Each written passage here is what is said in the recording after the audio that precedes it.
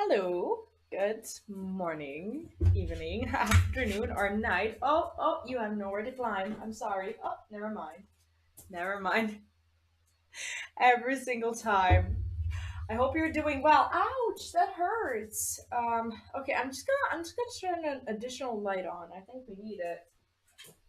No, don't do that. That hurts. Okay.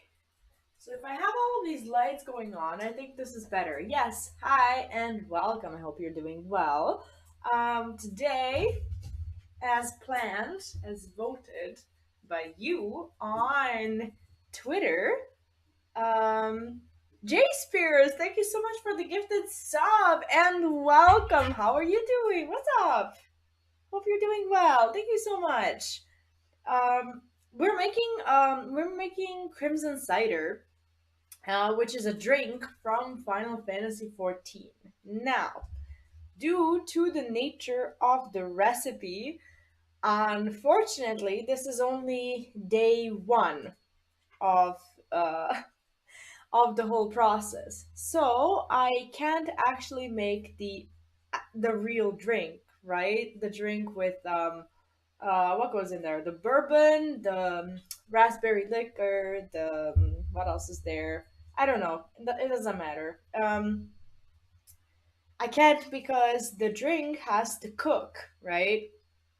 And after cooking, it takes 24 hours for that to sit in the fridge. Rolf, hi and welcome. And who else do we have here? I think I missed a message. Remulex, welcome back as well. How are you doing? Hope everyone's doing well. What are you doing? He's like, what? You can see probably the little tail wagging. Yeah, today we are cooking a drink. Okay, so the way I imagine this is that today we're gonna be able to finish the cooking portion of the drink, and tomorrow I can actually play it, try it. I'm good, can't complain. Just woke up, about to get ready for the day. Oh wait, my messages are escaping me. And hope these bits were. Thank you so much for the bits. I appreciate them, and I hope you have the awesome day that you deserve. Like those red walls, some of you paintings still haven't settled on a color. I'll be honest. I moved here specifically because of these red walls, regardless of the apartment, because these walls are just very energetic and they keep you awake. Also, gameplay boy, welcome back. How are you doing today? What's up? The thing with the walls is that they don't suit everyone, right? Like the way they are. Thank you. I'm not dressed to stretch while standing. Oh my god. um, the the way these walls work, right, is that they give you a lot more energy than they are designed, I guess. And I specifically live here because it helps me stay awake. So it's not my apartment, I rented it, but I saw the walls and I was like, this is where I'm gonna live because I know how these affect. Also, if you have kids, and if your kids have trouble, like getting themselves to bed or just winding down and whatnot, this is probably also not the right color, because it does take a little bit longer, from what I've noticed, at least for my son, that it takes him a while to kind of like wind down a bit. But it's nothing like it's not a significant difference. It could just be nothing, you know. I guess it also depends on the child. So yeah, today I want to show you what we're making. We're making this, which is the Crimson Cider from the Final Fantasy 14 cookbook. Jaspers, thank you again so much for the bits. It means a lot.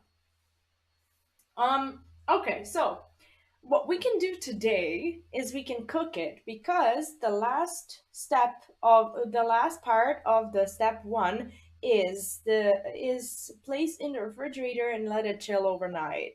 So since it's gonna be hot, I can't have it today. So what I'm gonna do is I'm gonna make it and then we'll try it together tomorrow on stream. I'm probably gonna be playing Baldur's Gate, so this is gonna be fun.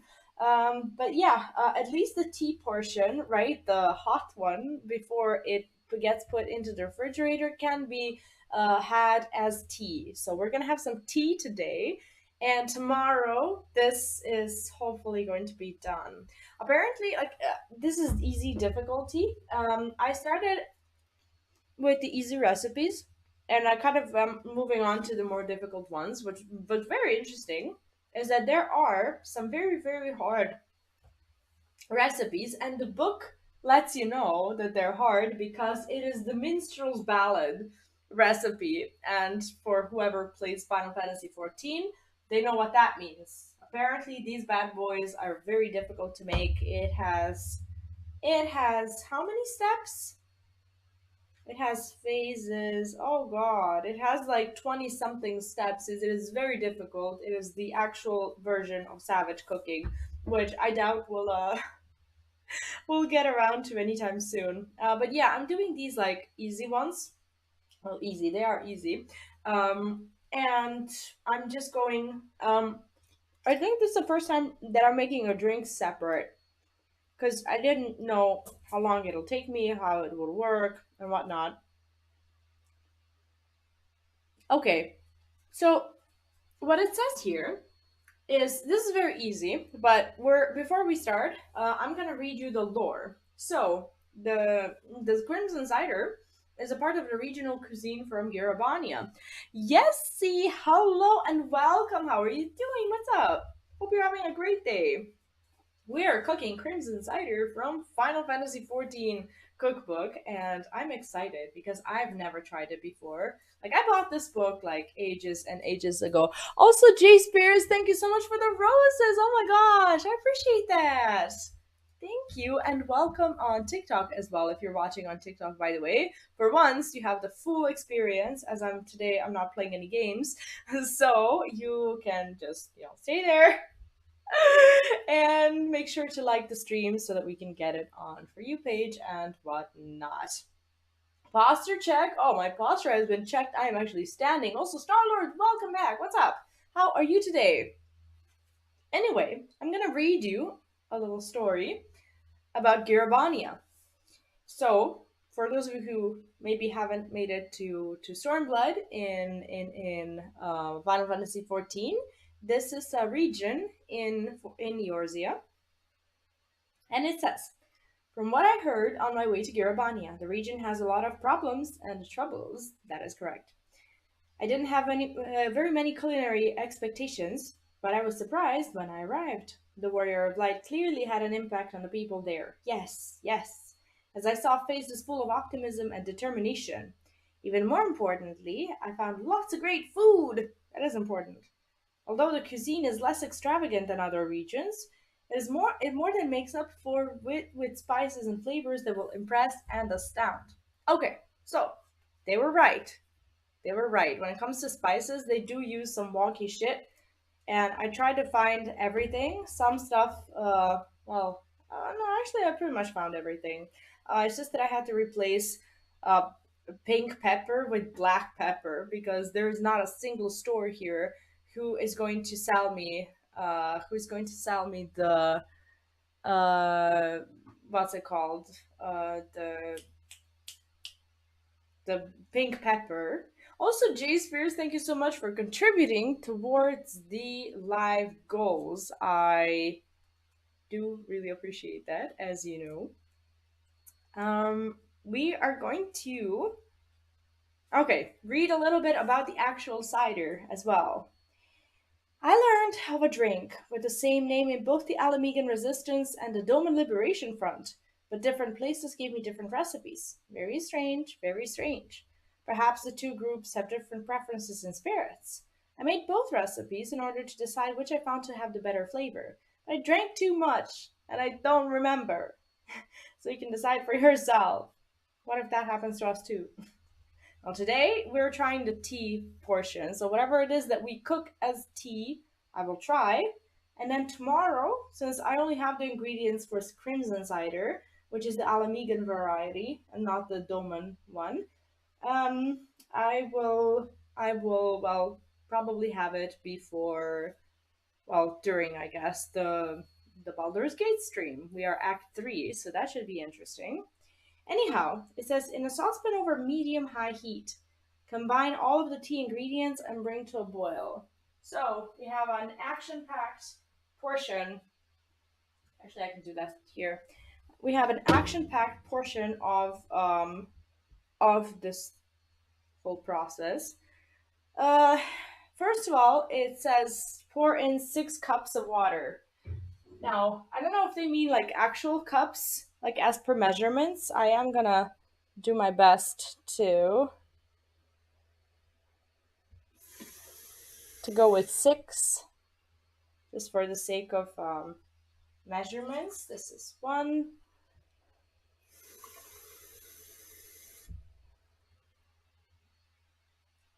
2. This is a bit far away. I could have brought it closer.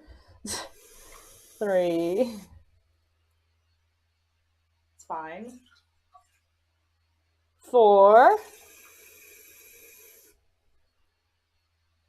Okay, so this we're gonna boil. Then we have 5.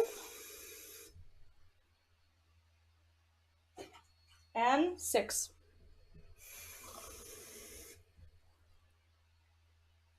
Okay, so I have my little pot ready. This is where we're gonna cook. And let's see what it says. 2 tablespoons or 10 grams of pink peppercorn. Unfortunately, here I had a very hard time finding a pink peppercorn, but I did find a black one. Loto, hello and welcome. How are you doing? What's up? So, I'm just gonna use this whole bag because it says here 2 tablespoons or 10 grams of this, and this is exactly 10 grams. So I'm just basically gonna use the Loto, what's up? What is going on? Okay, so basically, as per the pepper, I will just pour it in. Now, I'm not like a huge fan of pepper-based foods because I have a slight allergy. So it's fine. It's gonna be fine. It's not gonna kill me or anything. And especially if we like take it out before before I start drinking it, I'll be fine. I'm actually having another tea.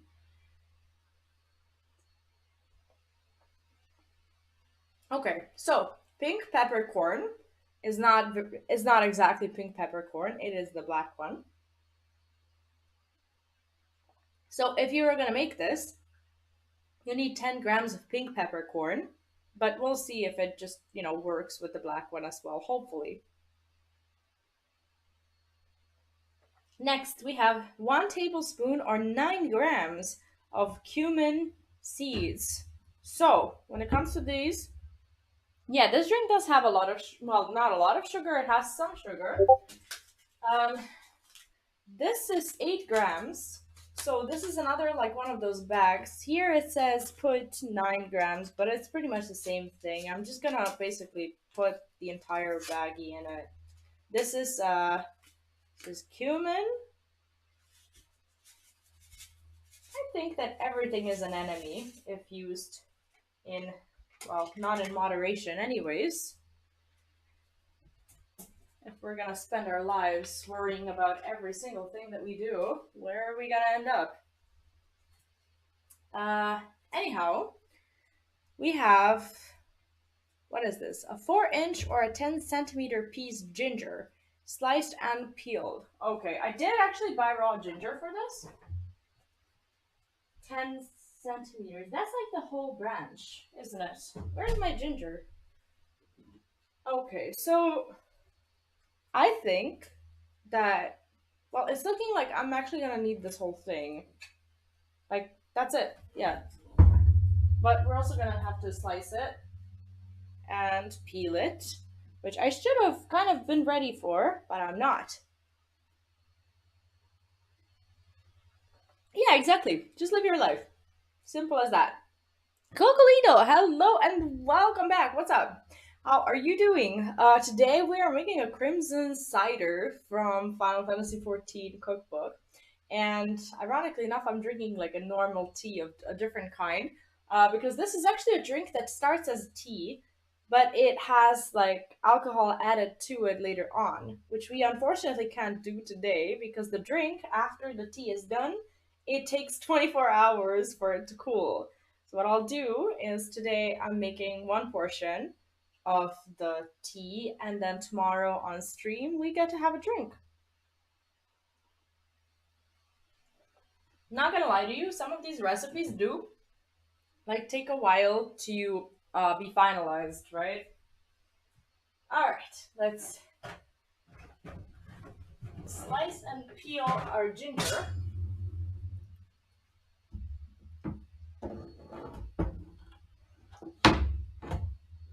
I'd like to think that I do plenty of things to keep myself healthy, much more so than other people. I don't think I'll die from a cup of tea that has some sugar in it. I could be doing much worse for myself, as we all. Okay, so the thing with ginger is that unless I actually cut away some of these things, it's going to be very difficult to peel it because ginger is just weird. Loto, what's your drink of choice or your foods of choice? Okay, so this is going to be it's looking a little awkward, but that's okay. I will slice it because I what I like to do with ginger is I like to slice it completely to make sure that it is not rotten from the inside because I don't know if you're experienced with ginger whatsoever, but sometimes, like deep within, it can go a little black. And that means that it's rotten right there. Like the rest of it is fine, but like you want to remove those parts. So ginger, in a lot of ways, well, it acts like a potato. So similarly to how potatoes can like go bad from the inside, then well, that's what gingers can do as well. So I'll try to peel it to the best of my abilities. The rest I can cut. So you've been eating unhealthy and you're feeling guilty, so you're going around Twitch streams telling people to throw away their food. That's an interesting approach to life, to say the least. Okay, so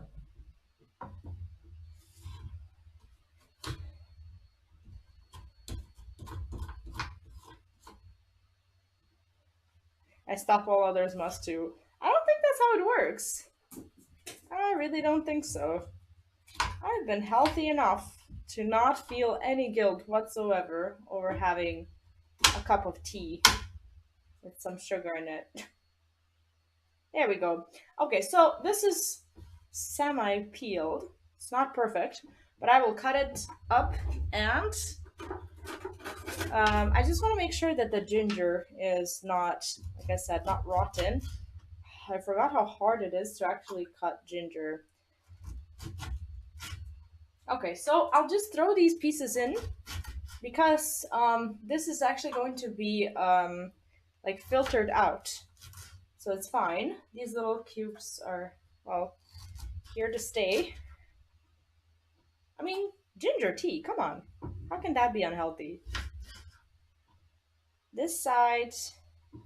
Okay, let me cut into it and see what we're dealing with. It's a little darker, but it's not rotten. It's just basically ginger in its final form. Also, Sheila Jones, thank you so much for the sub on YouTube and welcome. Hope you're having a fantastic day. There we go. Okay. Alright, so I kind of don't trust these blackened parts, so I'm just, for the most part, going to ignore them. Even though I know that it means that the ginger is just good, like ripe. I don't really want to. I don't really want to experiment with it too much. I think this is gonna be enough. Is your wall some nation's flag color right up? No, my wall is just a wall. Sorry to disappoint. My wall is just a very awkwardly painted, aggressive color wall. Nope. But as we are all humans, we do sometimes choose to see things that are not there. So if you see a flag, you see a flag. All good. Okay, so we've put in our ginger, and uh, now 5 dried loquats. Did you know that I had to look up what loquats are? And apparently, we don't have them here. The closest thing to it that we have is dried apricots, which are pretty much the same. So, I'm just basically gonna cut them. I actually bought them and will probably use them as a snack later. I do love them. Uh, but do I need to cut them actually? It just says 5 dry. No, I actually need to just throw in 5. Okay, 1,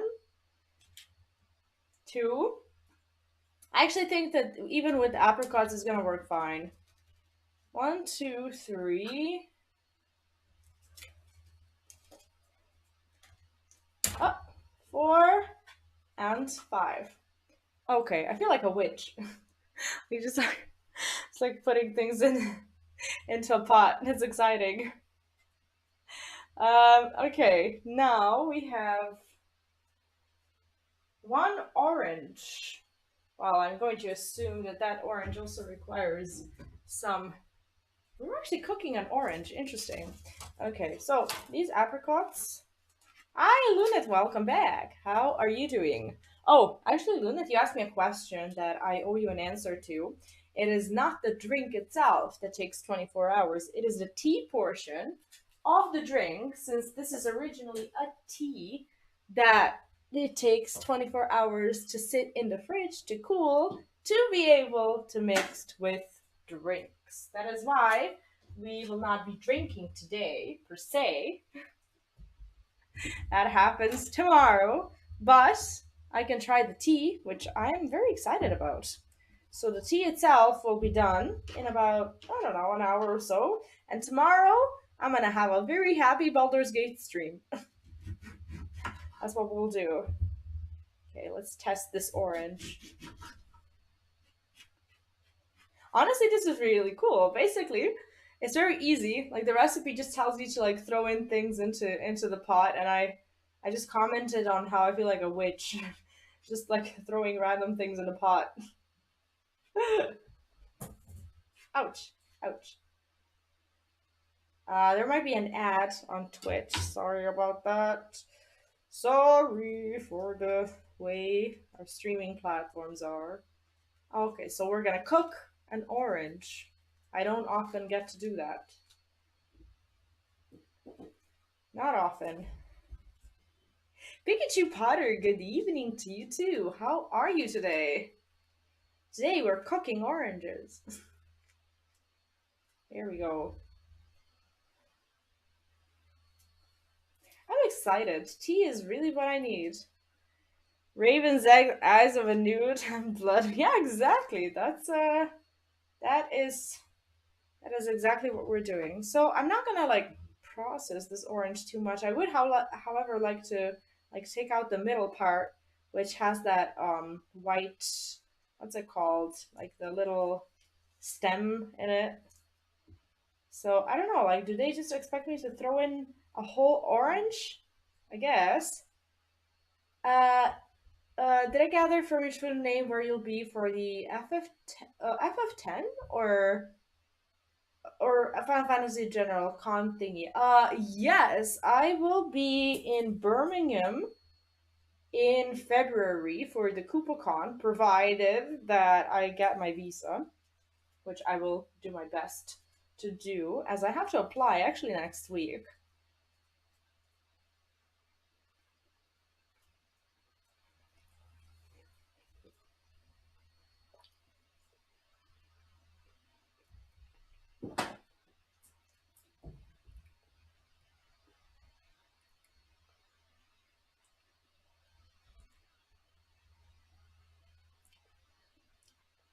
Oh my god. Like I click anywhere on the Twitch chat thingy and it messes me up greatly.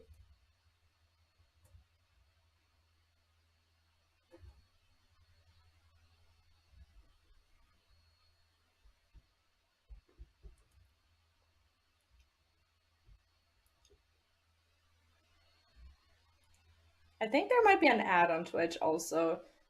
Yeah, yeah, the Final Fantasy Cookbook thing is in Birmingham in February. I'm excited and I hope that everything works out with my visa and everything. So, hey, what are you doing? That's not for you. You'll get your food in a minute. I just need to put this to cook. Gonna have to wait for me to cook my oranges. I'm sorry. Uh, a little more blood. Oh God. Okay, so we added oranges.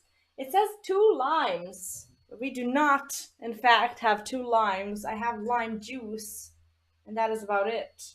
I can't actually cook a lime. I have a lime juice, but what I do have is a lemon, which is the closest thing to a lime that we could do.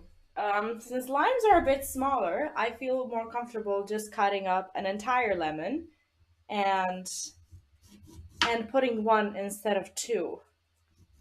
I don't know if you've ever seen a peeled lemon, but I'm going to show it to you now. Oh, you're from around here. That's awesome. Are you going to be going to Cookbook as well?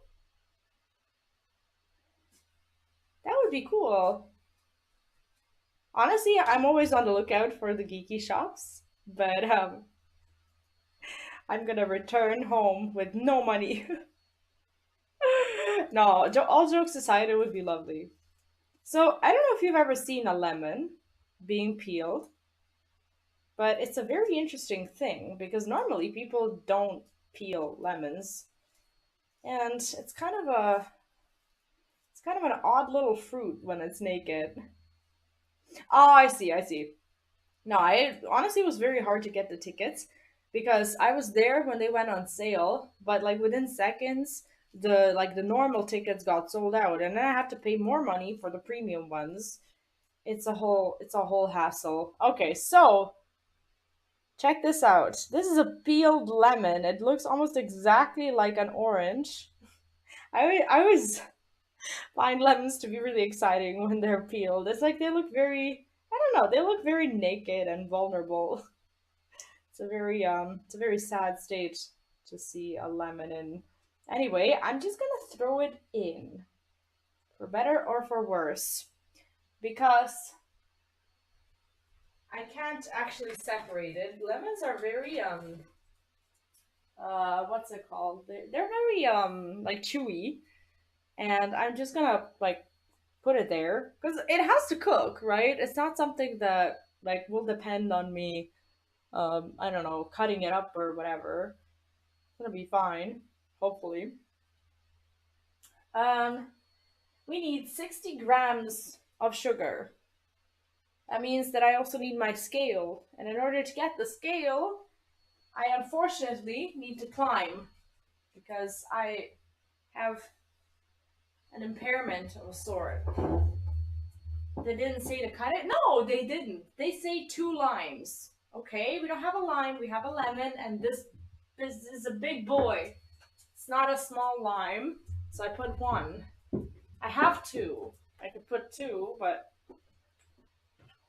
what will that do?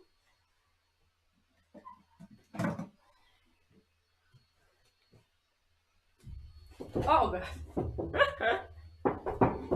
Okay, so we need 60 grams of sugar. Do that right now. This goes away. This goes away. Where's my tea, actually? Hi, Ortiz. You almost made me spit my drink out. But you have a point. Welcome. Also, Chef Rick Samurai. Hello and happy Sunday to you, too. How are you doing? Mmm. Like you have to scale the chair to get it to get the scale. That's right. Okay. I'm trying to turn it on. Come on, please. Maybe I just need something put there. Okay, so I will milliliters. I don't want milliliters. I need grams. There we go. And let's tear it. Come on. Like it takes me like 10 attempts to tear anything. What you making? Today we're not actually cook. Well, we are cooking, but we're making tea that can potentially turn into a mean cocktail tomorrow. But it needs to sit for 24 hours. So today is the tea cooking portion. All right, 60 grams. Here we go. I hope that this mug is enough. I'm bad at like judging, like how big of a like pot or anything I need for something. But we made it. 60 grams, it appears, is a lot less than what my mind had anticipated. So we're good. Okay, so we have 60 grams of sugar, and then we need honey. It says 2 tablespoons of honey. That's not too bad. Okay, there's honey, and now I can return the scale, as I really wanted to be precise with the sugar portion of it. Okay, so tablespoons, I will just use a spoon. No fancy measurements of any kind. Come on. 1, 2. Okay. So, providing that we've put everything in there that we wanted, and that I can get the spoon rid of honey, since it's not hot water, we can actually start cooking. It's at medium high heat, which will be, I'm gonna put it to 4 out of 6. I think that's acceptable. What's the TLAR method? Okay. So now we are cooking many things that I did not think I would put into a pot together. But it is in fact tea that I'm looking forward to trying. So today we're technically having a tea party. Tomorrow we're having a really fun Baldur's Gate stream, as I will be adding the drinks to it as well. So for continuation, you're just gonna have to find me at 2 in the morning Central European time. I'll try to mix it. And okay, so what's next? What's next? We put it in a bowl. We reduce. Okay, never mind. We combine all of the tea ingredients and we bring to a boil, and then, and only then, we let it simmer. Let me feed my dog first.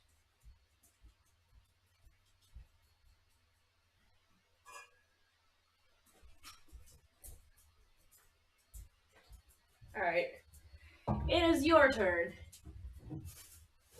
Finally, huh? Hey, don't put your nose there.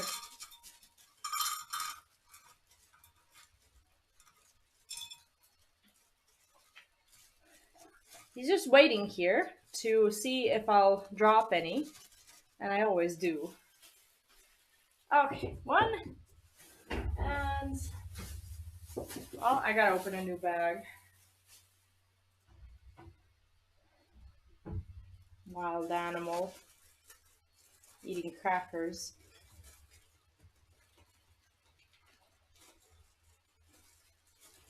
Anyway, how is everyone? What are you playing this weekend, if anything? Can you wait? Please?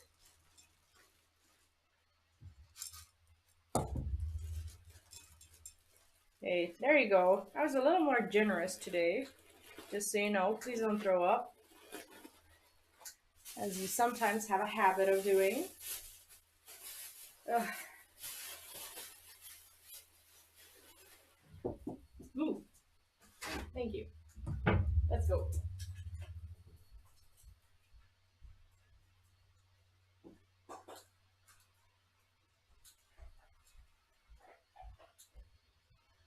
All right. Well, this is getting boiled. We have a snack. I have popcorn while we wait. So, this is an interesting drink because it does have two versions of it. One is the Crimson Cider Alamegan variety, which is essentially a cocktail.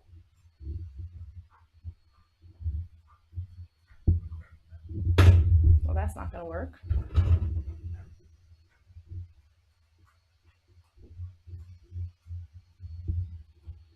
That's not gonna work either. This is probably better.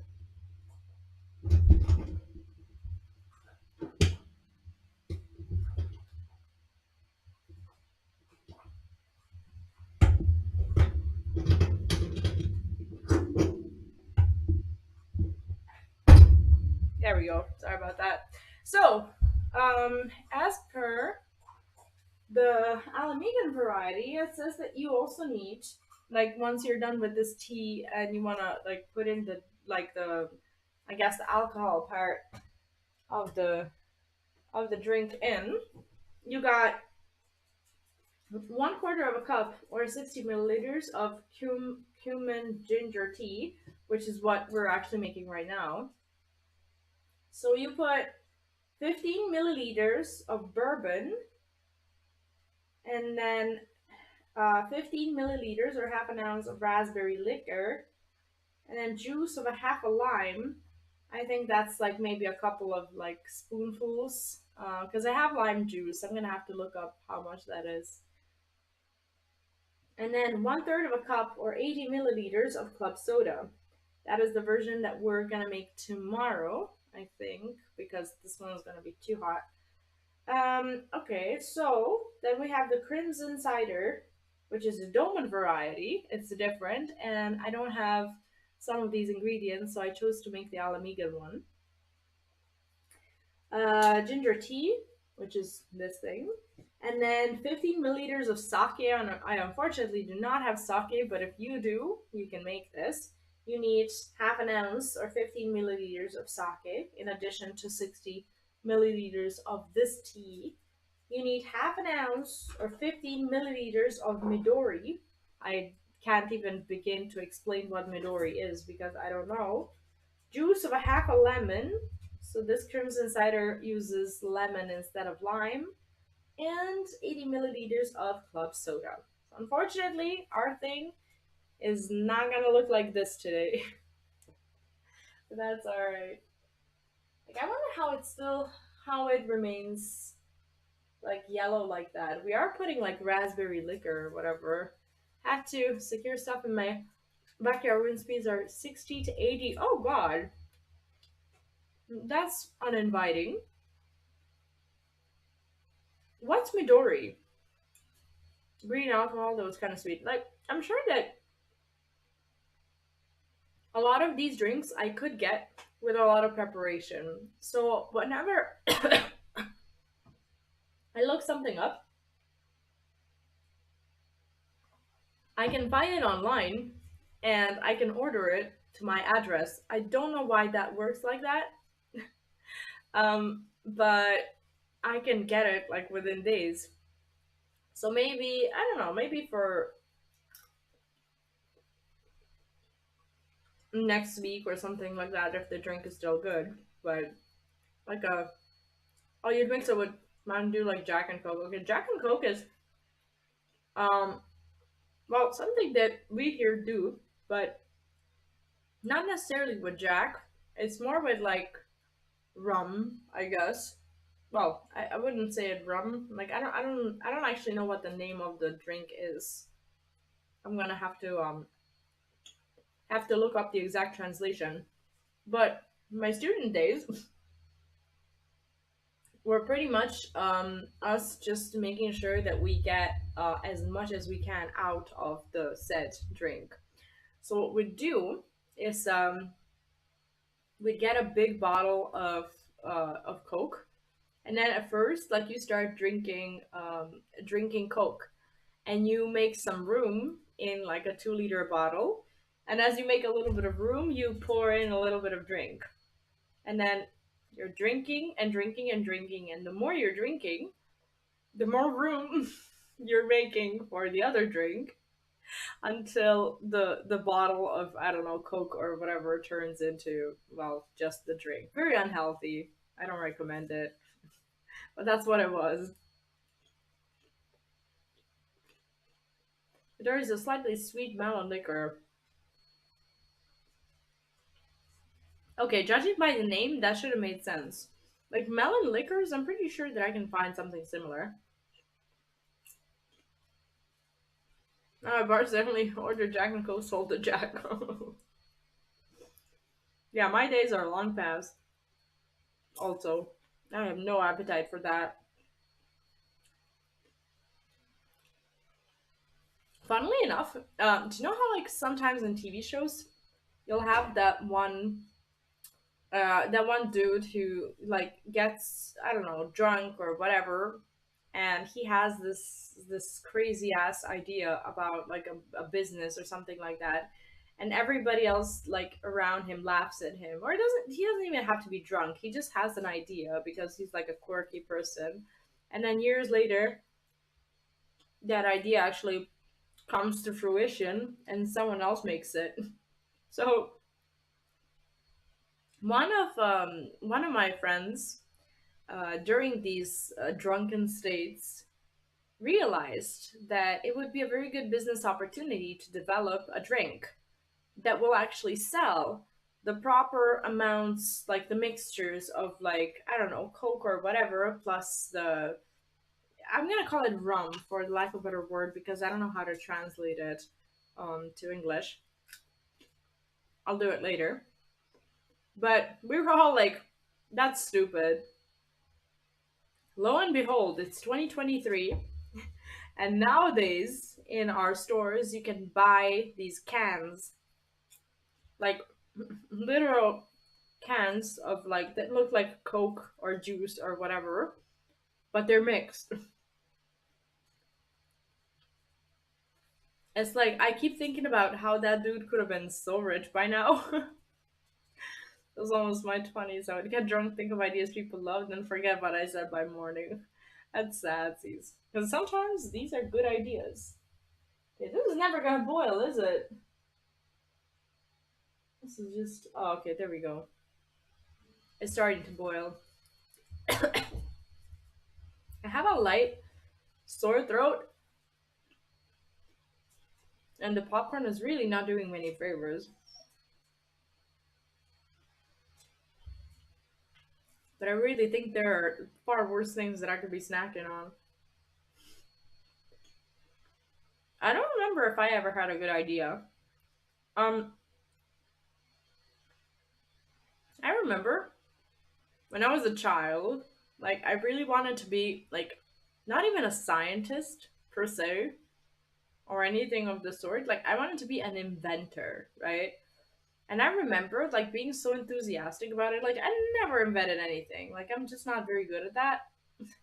So what I would do is like I would have these manic episodes of just like sitting there, and like when I say a child, I mean like a 6 year old or whatever. And I would sit there with like a blank piece of paper, and I'm like, okay, we're gonna invent something now. Like something that's gonna be cool, that's gonna be useful. I'm gonna sell these patents. Back then, I thought that the goal it was to sell a patent, not to own it, and actually get rich off of it in the future. But nothing would ever come to my mind. I never invented anything. That's okay.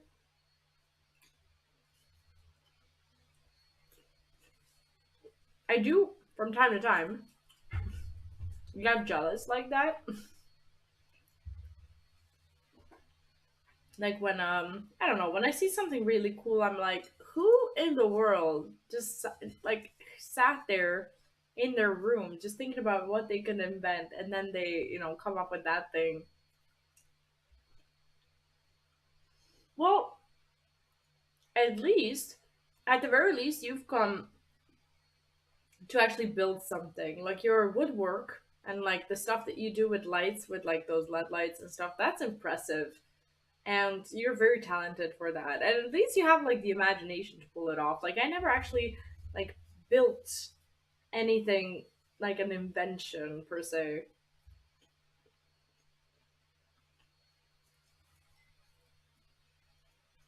Um 2010 was the worst money wise. Is that when the market crash happened? Because I don't know much about that. Um like 2010 was when I left the States. I was in the States from 2009, or was it 2008 to 2009? It was just before that. I was there and then I left home, and then something happened that I at the time didn't really understand as a 16-year-old. I just like um from what I understood, like some of my friends were really struggling at the time, like the friends from the States. But I didn't know much about it. Like I was 16 and I had a lot of other things on my mind. What? But yeah, later on, like as I started to learn about like business and money and such, I got interested in like the actual recession and like how it affects people. Hi Rain, welcome back. What's up? How are you today? We're currently um boiling water, pepper, cumin seeds, lemons, oranges, apricots, and I don't know what else there is in the witch pot. It's exciting. Daniel, hi, welcome back. How are you today? We are cooking Crimson Cider, which is a drink from Final Fantasy XIV and probably other Final Fantasies. But for better or for worse, today is only day one. Because the way this drink works is we cook all this stuff and then we let it cool for like 24 hours. And then we add, I think it's like bourbon and raspberry liquor and club soda and whatnot. So, as for bourbon, unfortunately, I don't have bourbon per se. I do and I don't. I have whiskey, which, in case you didn't know the difference between whiskey and bourbon, is that every whiskey is a bourbon, but not every bourbon is a whiskey. That's kind of how it is. Now, I'm actually very curious about the tea itself. I want to have tea. That's kind of like, I don't know, I guess what I really do need today because I have a light sore throat. And tomorrow, we're going to have a really fun stream. 26K that year. I still have 5K of carbon fiber and Kevlar Margarod. Wait, what? Why? Also, Rain, I'm doing very well. Thank you. I'm a little sluggish, but overall coping. I have a lot of work to do before like the official start of next week, and I normally do like half of my tasks like from Monday to Saturday, and then on Sunday I try to do the rest. Um, yes, I'm gonna be able to drink it tomorrow because this tea that we're boiling, it will take um it will take 24 hours for it to sit in the fridge and actually cool. So once it cools, there's that cocktail portion of the drink to be put like together with the cool tea. But this in itself can be drank as a tea. So that's what I'm gonna do today. I'm looking forward to it. It looks very good. Mm, but how are you? Any games this weekend that you're playing? Dude, there's so many games. Like everyone that I know is playing at least one game. They're like, I can't keep up with all these like releases and stuff. Like it's been a crazy year.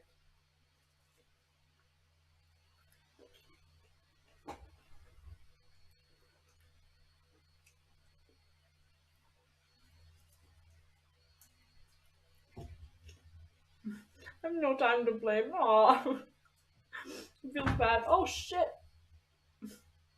Well, we almost lost our tea.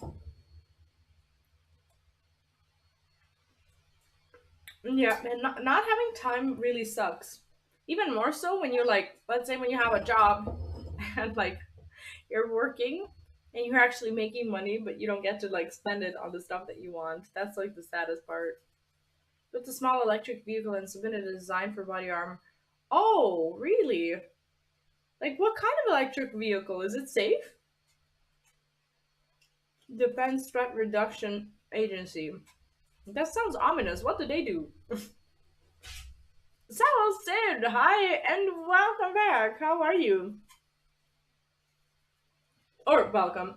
That is, yeah, you're very welcome. I actually was on your stream today, like on your page. That's why I said a welcome back because I had a memory of already seeing you.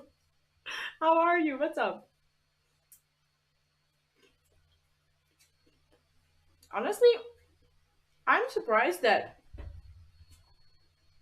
live streaming per se, ouch, ouch, that live streaming ended up being allowed because I don't know. It just feels like something that even though it is a commercial, an ad, promotion, whatever of games, like you get to like let's say you get to play one game. Either you have enough time for one game or money for one game or whatever, but you get to live vicariously through like dozens of people playing dozens of games per year and you know their stories and then you're like okay so I've seen the story and if you care about the story itself then you're like okay I don't have to play it or whatever, especially with like RPGs, right? I get that that's not the same experience with like stop with shooters and with everything else, but I don't think I've ever seen Crimson Cider in 14. I actually don't know where Crimson Cider can be obtained in 14, but apparently it is a 14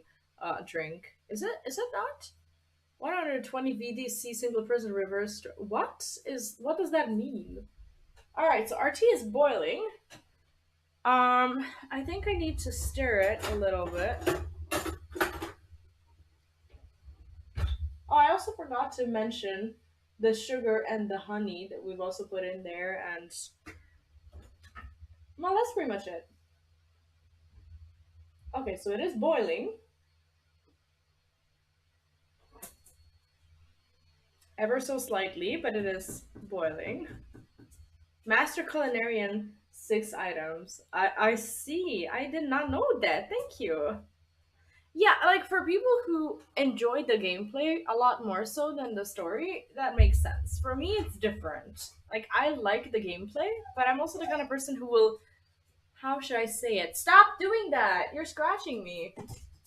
Who can endure poor gameplay for the sake of the story. And sometimes, I don't know, like, it's just how it is. Like, for some games that I love, the gameplay, stop doing this! Please! You're scratching me. Jesus. He's trying to climb me, or my legs, but his paws are so sharp. Like, he's trying not to scratch me, but he's just hurting me. Um, So after this, I'm not really making anything. I'm mostly just interested in having tea today. But this will have a part two, which will be tomorrow, as as I will probably only be able to have it on stream, as I'll be busy during the day, and it'll take like 24 hours for this to um well to sit in a fridge. Scale you. TRA is organization for the Department of Defense. Wait, what?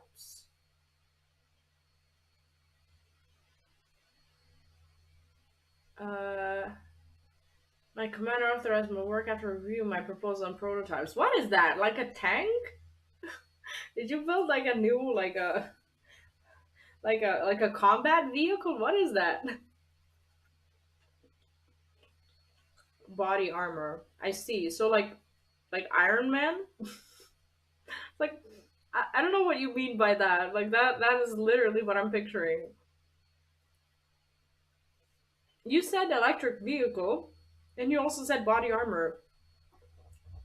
The only thing that I'm picturing is an Iron Man suit.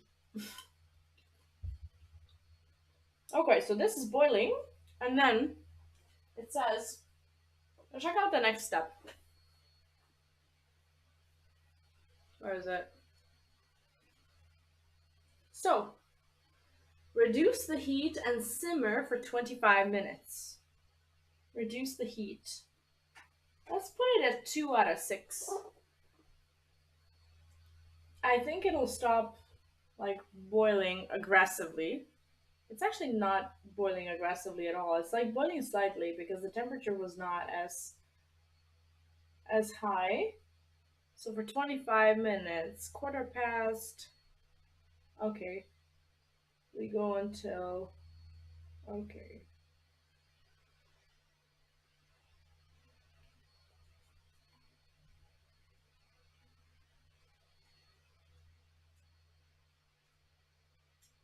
I am very curious about the tea. I want to learn how to make noodles of Elvis IRL. Honestly, I bought this this cookbook before Endwalker came out, and noodles of Elvis they're like very like Endwalker related. So there's no like Endwalker recipes or anything, but like maybe one day we can get like a part two, like after like I don't know maybe a few expansions or something like that. How cool would that be? No, just better that we have now. It was two separate Oh, I see. Oh, you're electric. Oh, that's a different thing.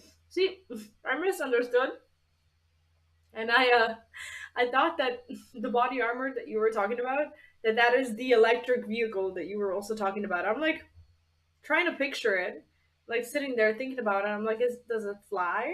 Does it like propel you somewhere? It's like, okay, like from that point of view, like I understand why it needs to like get like approved or whatever. And I'm like, do I have a Tony Stark in the chat? 15 food looks good as well. I think I've seen other Final Fantasy cookbooks as well. Now, I don't know if it's 15, but I know that the author of this Final Fantasy cookbook made a cookbook for. Okay, don't take my word for it. I could just be talking shit right now, but I've seen a few of them, and from the top of my head, I'm thinking World of Warcraft, Fallout, maybe Final Fantasy 15, something like that. So there are different cookbooks from like different games, and my idea is to like one day when I finish all the recipes from this one to like move on to the next one. Mm. Honestly, you sold me the story. I see you as completely capable of making a Tony Stark suit, so I was ready to believe it. So I haven't played 15, but for some reason, people do keep bringing up Final Fantasy 15 food as a thing. Does it have like I don't know, like a lot of I guess previews or something like that? Like how important is food in 15? And Walker and Dodgeville will be diverse food. It would be cool because if we were to get if we were to get an Endwalker cookbook, we would get dude, we would have Davnair and like all of the foods that they serve at the bar in Brazahan. And we would also have Garlemald. And I'm sure that okay, maybe these are light spoilers, but do you know like in Garlemald, like I'm not gonna say who, but at some point during the MSQ, when a certain someone breaks apart, like is it like it's not it's like not a taco. It looks like a wrap, right? That they say was really spicy. What was it called? Like things like that, like a lot of spicy food. Like if there's one thing that I think they're lacking a little bit when it comes to this cookbook is the spicy food. Like apart from Garabania, I don't see a lot of like recipes that actually have spice in it. Wait, rocket vehicle was designed to go 115 kilometers and 115 kilometers per hour using only 80% battery charge. Oh.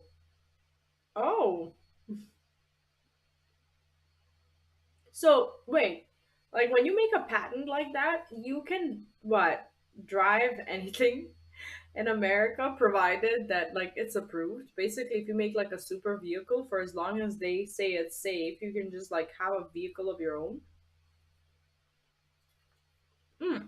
What else would we have if we were to get a new cookbook? Obviously, Elpis. What else is there? Maybe we would have the pandemonium prison food, like the like that prison mush that they put in place. What else is there? Maybe we would have a. Well, I kind of picture like the Aglaia and Thalia and whatnot, like the way the 12 are. Like I'm picturing a Valhalla type of setting. It's just like really luxurious food because like what could gods be eating? Like honestly, I could like if there was a new cookbook, I could see what are you eating? What are you eating? No, no, never.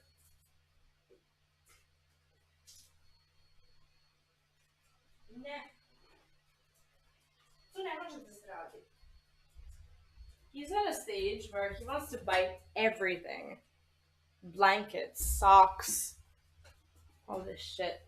No, no, no, no, you don't get to bite the blanket.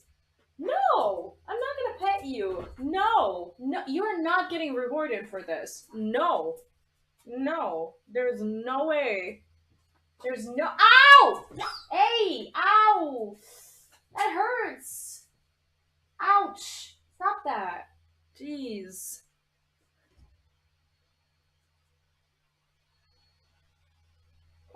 No, today he's restless, and honestly, it's my fault that I didn't like trim his claws. I didn't take him to the vet because his claws are long, and he's just been trying to climb my legs, and he hurts me. Like he basically puts his claws like right into my leg. Sucks. No, no is definitely something he's not interested in hearing. Not today.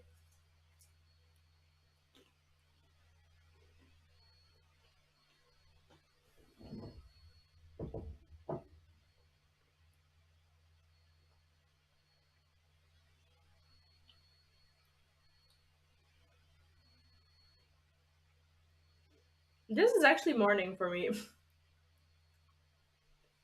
I am actively counting this as breakfast.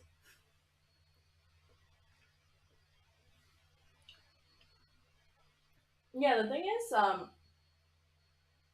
he didn't used to be like this, but now that he's no longer, how should I say, he's no longer a baby, right? And he's turning into a little boy.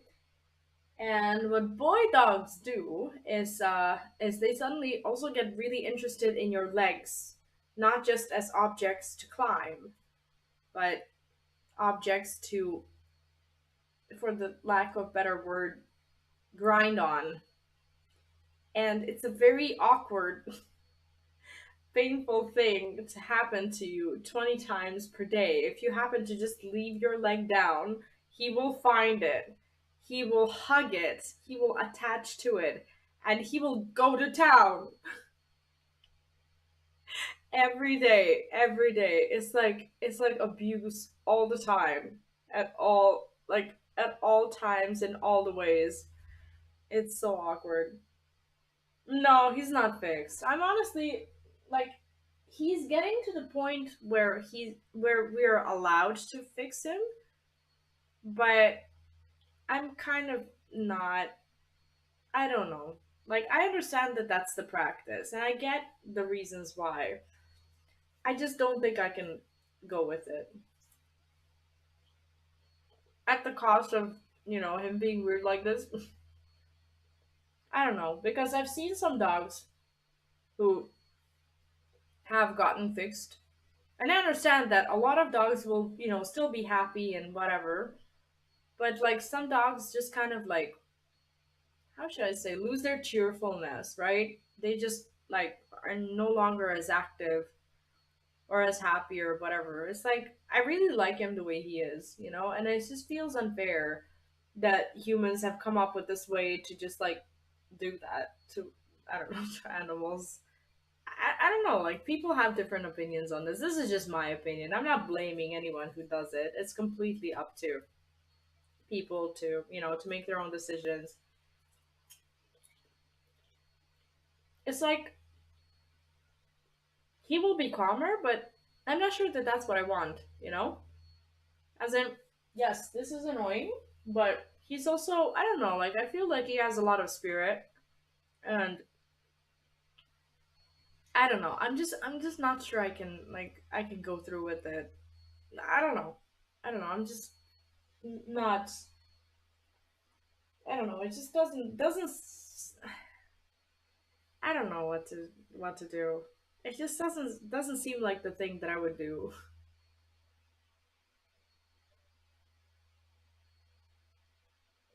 Because I've never had a young puppy like this. More often than not, it would be a choice that was made before like I came into like an animal's life. And this time, like like when the choice is up to me, I'm like, I don't think I can because like I'm picturing this process of like that, like all of that happening, and I'm like, I really can't do this. Because like it's so graphic in my mind, and it's like, am I really like this is my pet? He's my family. Here, they must have to be fixed unless you're a registered breeder. 2K is the license cost. I see. No, here, no, here you don't have to. We don't have that thing.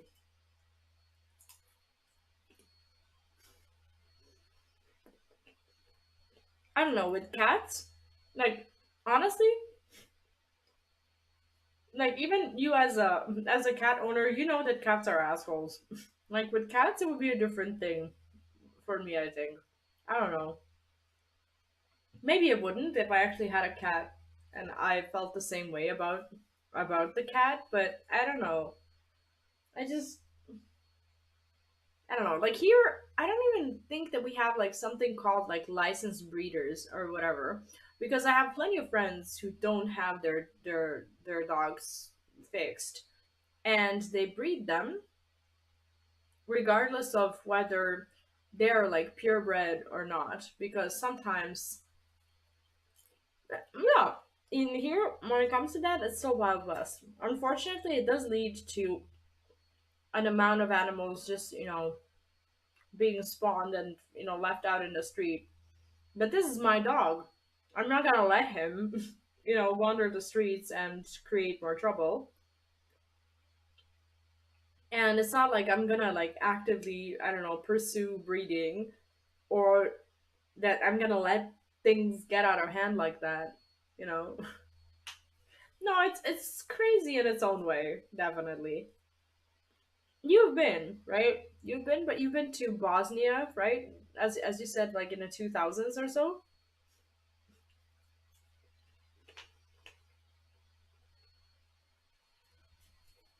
Like I can imagine that you've seen some shit in in Balkans. No,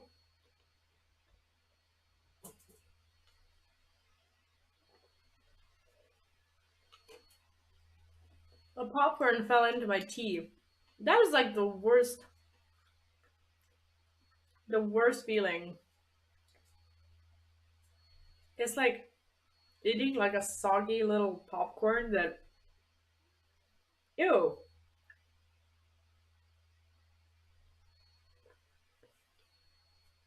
Yeah, I don't envy anyone who was on any sort of duty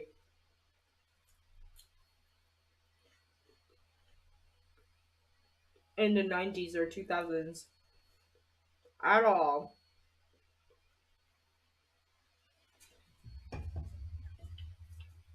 Hello, you can't have popcorn, and please stop climbing my feet and my legs. It hurts.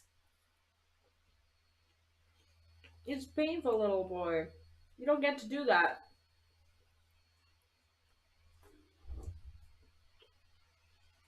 Yeah, honestly, that's the most that you can do. And even if you can have, like, even if you can't have animals, that's fine. If you can have them, if you can have one animal at a time, that's great. If you can have more, that's awesome. But like, I'm the kind of, I guess, the kind of person who sees, like, I don't know, buying animals as really unnecessary. Stop it. Really unnecessary, considering just how many animals there are that just like have no one. Like, um I understand buying animals when you live like in certain conditions that require you to have a particular kind of animal. For example, if you have like a very large field where you can have an outdoor dog, um like that, I don't know, either needs to like look after your animals or whatever.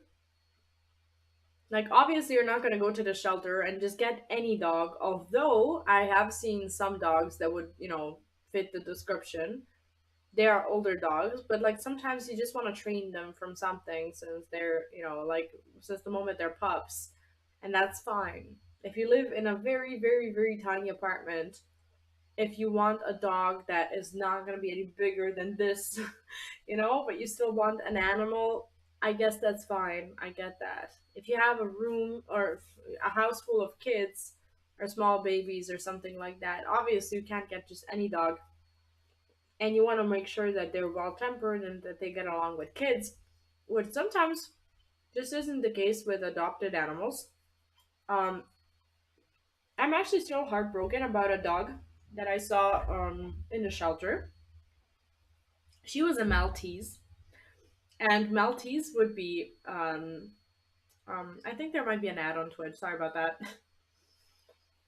So Maltese, they would be perfect for this kind of space because I don't have a small apartment, but I don't have a big apartment either.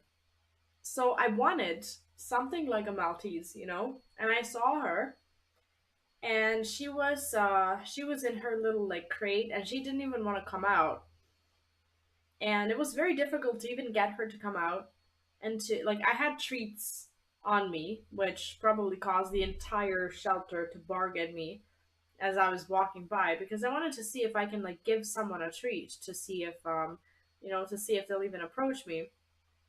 She was so scared. Like, you could see that the dog, even though she was young,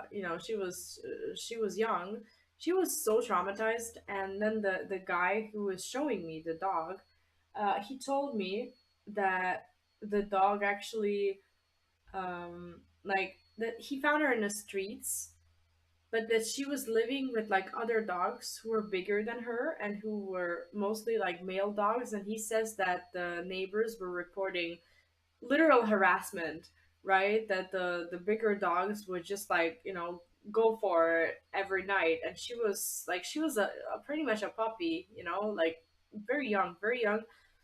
And she lived like that for a while until they picked her up and took her to the shelter. Now, I don't know what happened with the other dogs. Those were also homeless, but she was so scared and so traumatized. And I was like, I really wanted to work with her, like I wanted to, give her a shot. But like, the guy told me that basically that I have a child and that he can't promise that she won't bite just out of nowhere. And I'm like, I wanted to take her so bad, because she needs a home. Like she needs someone who will just, look after her and will change her life. But at that moment, like if I was alone, I would have taken her. No questions asked. I would have just taken her and I would have put in the time to work with her because I'm not scared of being bitten by a Maltese, you know? Yeah, he gave me heads up. He didn't try to like send her away. Like he actually does really care. And he says that he started working with her so that one day, like when someone comes along and wants to adopt, that they have a dog who is less likely to bite, you know? It's a sad story. You think that a shelter is like a shelter from the cartoon where these puppies are just all clean and cheerful and they're like singing songs like from Lady and the Tramp or whatever. Like you have the wrong idea. And then you go there and you see, I don't know, you see that, some of these puppies, like, they're very injured and very weak and very aggressive and very sad and very excited to find, a home. Like, you see all these things, and it's definitely not like the way it is in cartoons.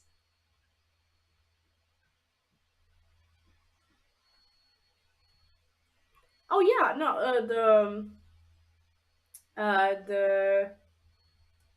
the the dogs are great for kids, and especially because like I don't have more kids, like I just have the one. I think it is important to, like, for my son to learn how to like share space with someone, if that makes sense. Um like I don't know, like I've been struggling to get him to, like, I don't know, share his space at all.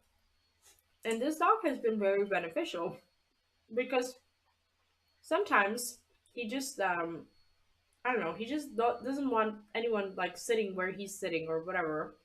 And now he's finally learning that you can't just kick the dog off the couch just like that, if you don't want him sitting there, because he's allowed to sit there as well. So he's kind of learning, I guess, the concepts of like family and accepting each other and accepting that sometimes people are going to be in your space.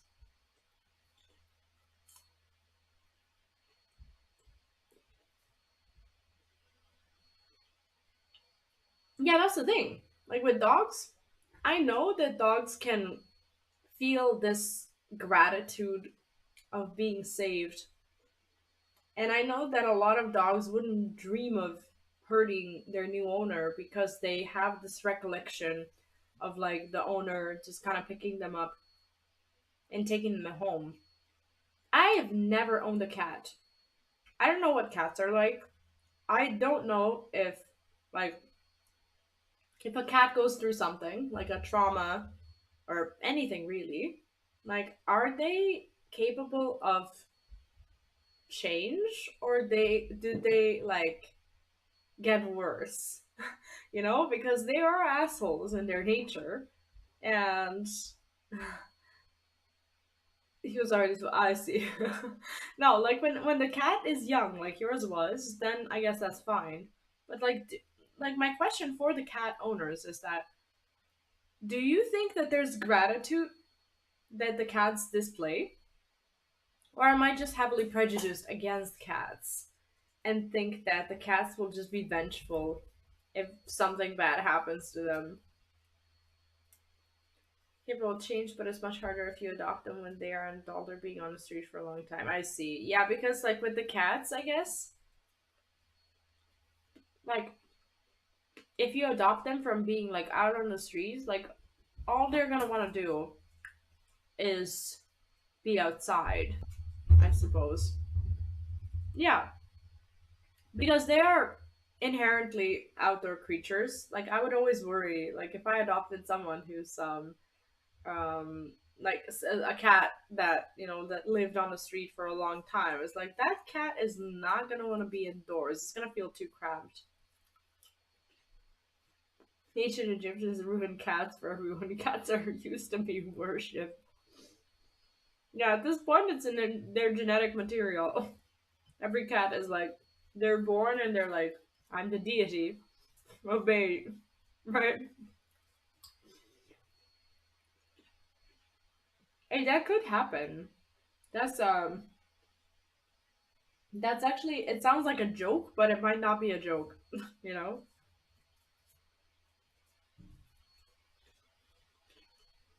I have seen some interesting what's it called? Studies where they would where they would experiment with like mice and rats and would get the mice to either perform a certain action or to I don't know, maybe be afraid of something or whatever and just have some sort of response, either fear or curiosity or something, and then their offspring would react the same way to some of this stuff. And when I went to school, since fun fact, I'm a biochemical engineer. I don't look it, but they they did teach us about like how the genes work and how there are certain things that you can imprint into genetic material that are even I guess I don't know translated to their offspring as well. So for prolonged periods of time of worship, cats can definitely turn into into assholes that require worship. They do have a chemical that makes humans bond with them. Oh, really? See, that part I don't know. Also, I think the tea is just about ready.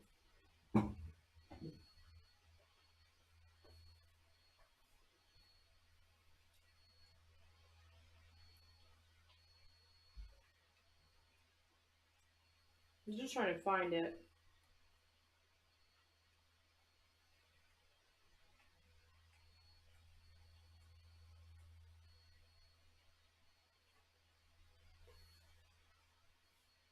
So, the rest is very easy. Um, place in the refrigerator. No, strain into a pitcher and allow to cool completely. Okay. So now we're either gonna have the tea to to put into the fridge, or we are going to not have the tea because I'll spill it all. Because I haven't done this in a while. Worst case scenario, I'll lose my laptop. People keep saying my cats look like me. See, that's the thing. Like some animals do look like their owners. I don't even know how that happens.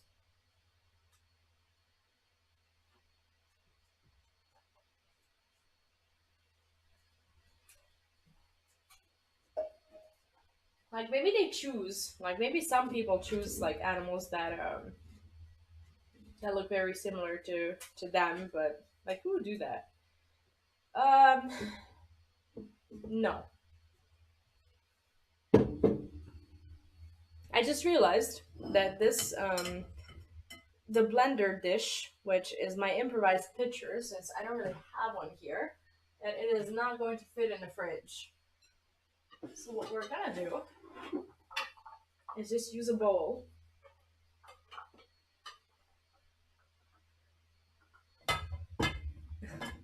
We'll strain a muscle when you strain the tea. My muscles can't be strained anymore. Alright. So hopefully this will all fit. I'm gonna do it like this. Or is it?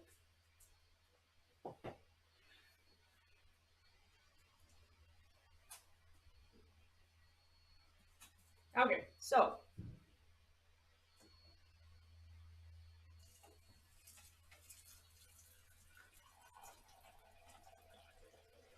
just fine.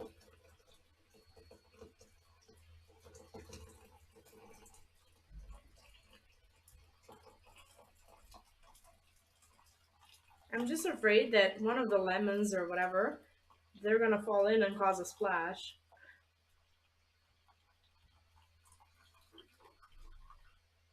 Let me see if I can get more out of it. Can I just like press them a little bit and like get them to like squeeze out more water? Yeah, it's basically this is the color of the entire apartment. I do love it, and I was just commenting on how this is one of the reasons why I even moved here to begin with, as I don't like living in like places that are too dull, as I don't sleep a lot, and I need a lot of outside stimuli to keep me awake. This apartment is one of those. Okay, so I'm getting a lot more out of this just by kind of pressing the oranges and the lemons. Not sure if that's gonna like, I don't know, make the tea more sour in itself, but you know, it is all water that the tea was cooked in, so I see no reason for this to not be done. Okay, so need your 8 hours of your sleep. I don't remember the last time that I had 8 hours of sleep. That was definitely not in this decade. Oh, there goes the splash. We lived.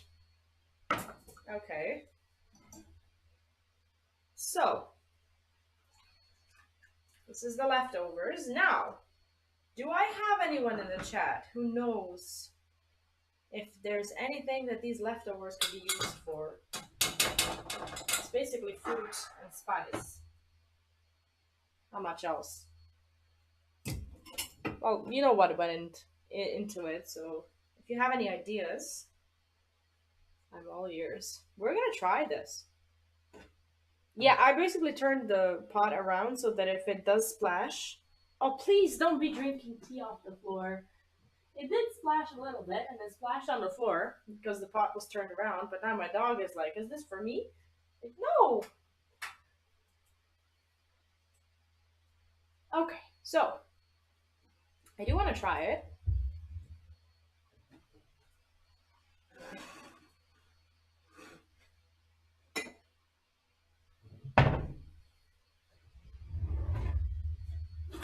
The way we'll do this is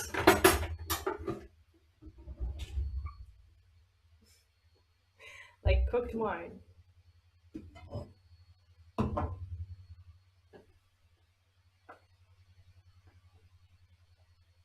Okay.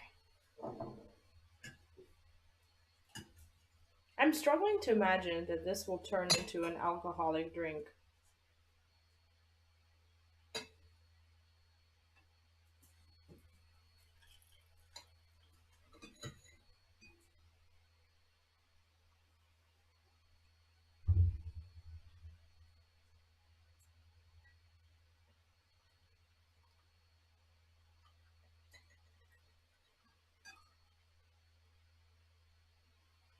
Well, this is the tea itself. What you can do is you can have the tea and never turn it into a drink. So I'll have one now and I will put the rest into the fridge. There is actually quite a bit of it. I'm not sure if I'm going to have that many drinks tomorrow. Probably not. You never know. Just have to make some room. Hey, go away. Go away, please. That is no. Leave it. Leave the cucumber. No, no, no. Go away. Oh God. Come here. Come here. Okay, we're fine. Not mind eating spiced fruits. Well, we are going to give it a try. And now, ouch! That's hot. Unsurprisingly, it's still hot. Leave it. Don't even think about it. I have my fridge open and my dog is like, what if she doesn't see me? Hey!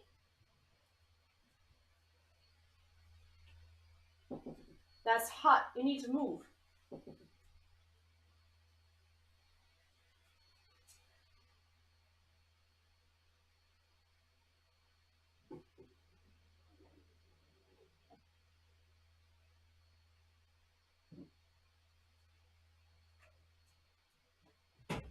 Well, while we now have our tea, I'm gonna wait until it cools a little bit, because I cannot drink hot tea.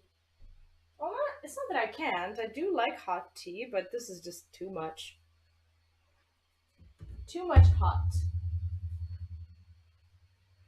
I like these Sundays. It's like a nice little break from, I don't know, from doing the same thing all over. Especially since I started doing it every day.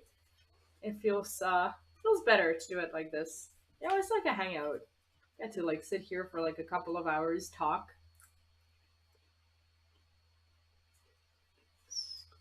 What? No! No! Don't squeal at me. Like, can I have some popcorn, please?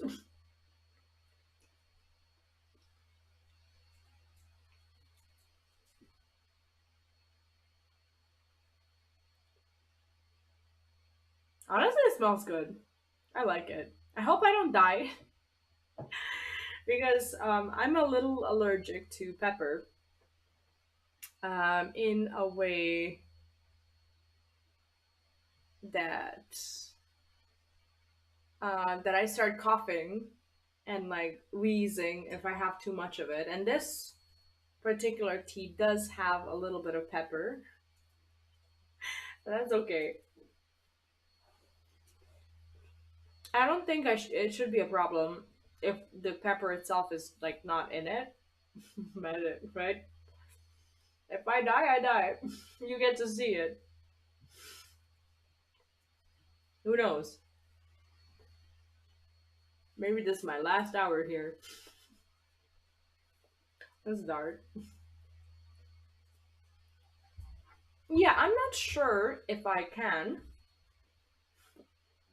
because it does contain, like, the whole bowl contained 10 grams of pepper. Not minced pepper, which would have been a lot worse, but pepper in, like, seeds, right? So they're not as bad, and they got filtered out, so it shouldn't cause a problem. But this should also be very spicy, considering that, and that it has 10 centimeters of ginger in it. Honestly, this dog is right to sit here. He's really fishing for this popcorn, but he knows I'll drop something from time to time. And I'm like, no, there's no way I'm gonna drop my popcorn. And I always do. And he always finds it. Like, he just knows. Like, she's pretending to not want to give me food, but subconsciously, she's feeding me corn and salt.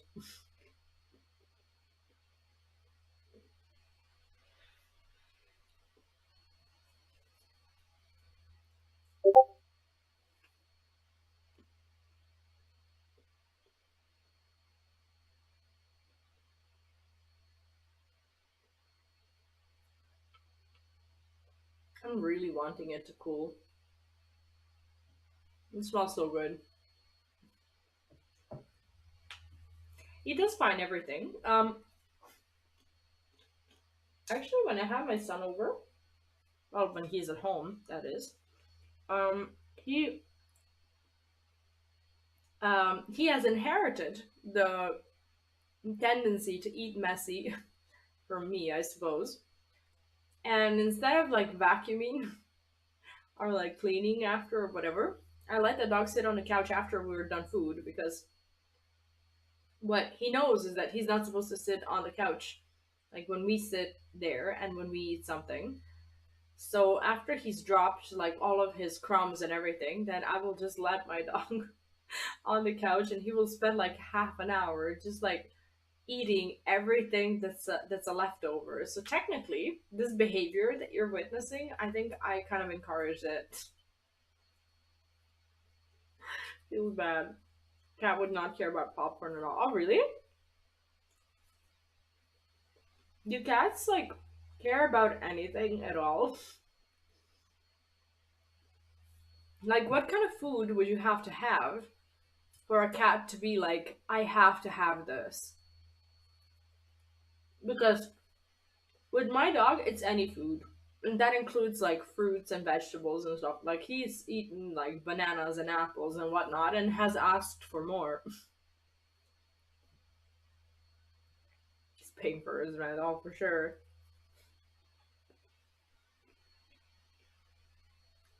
So now that he's given up on trying to climb the chair, he's settled right underneath my chair. Can't really care about meat or milk products like you. Oh, I see. Doesn't care about anything else. I see. Um, I remember a very particular cat that I used to live with. It wasn't my cat, but when I started dating my ex-husband, we lived with his parents, and they had a cat, and that cat was 18 or 19 years old. It was a very old cat. It was ancient, and she would only eat one thing and one thing only. She didn't care about milk or yogurt or bread or anything that normal animals would eat. She was mad spoiled, and she would only eat raw liver. That was her only food. So if you wanted the cat to survive, yeah, the cat had a really long life. And you can imagine why, because she spent her life eating raw liver. That's it. She never cared about cat food. Maybe she did. Like, I don't know what happened back in the day and who got her on, raw liver. But, like, you could leave cat food in a bowl for, like, days. Like, she would actively starve. She would actively just starve herself and not touch anything until you bring her what she wants to eat, which actually causes a bunch of problems, I guess, when you like want to travel and want to go on a holiday and you're supposed to leave the cat. Like, how the hell are you supposed to provide raw liver every day if you're out and about? See cats eating one liver. Like, how creepy is that? Like, she was a menace. And she was so old, and like one of the memories that I have of that cat is like when she licks you, it is the most uncomfortable thing ever. Like, I don't mind pets licking me, obviously, like happens all the time, and cats are not like, I don't know, it doesn't feel bad or anything, but that cat, like, she had a very obviously a very old tongue, right? And her tongue was like, what's the word? Like, it had a rough surface. And like when it would touch you, it would be like, oh, like, I don't know. It would, like, it caused me to feel as if like I was, I don't know, like as if someone was like, I don't know. If I had my, like, it caused me to feel as uncomfortable as I do when I cut my nails off and when I scratch the towel. Like, I don't know if you've ever done that, but that's the most uncomfortable thing for me ever. And that's kind of how this made me feel.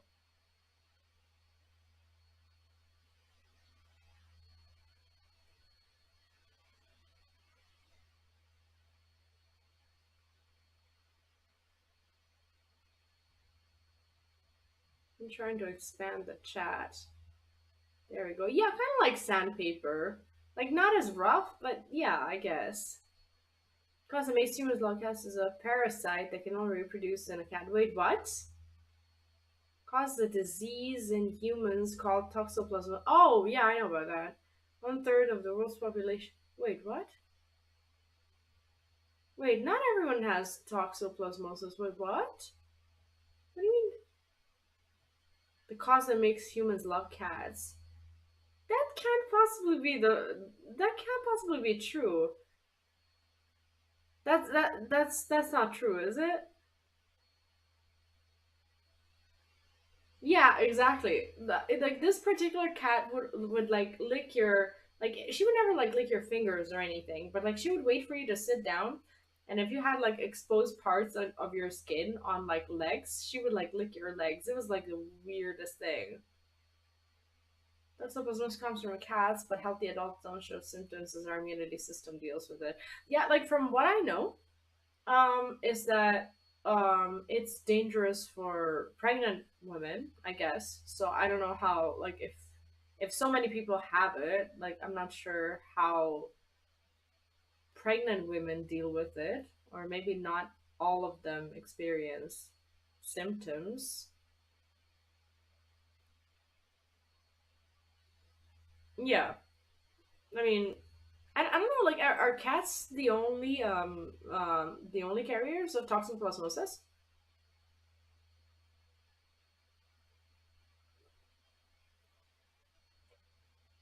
Oh my god.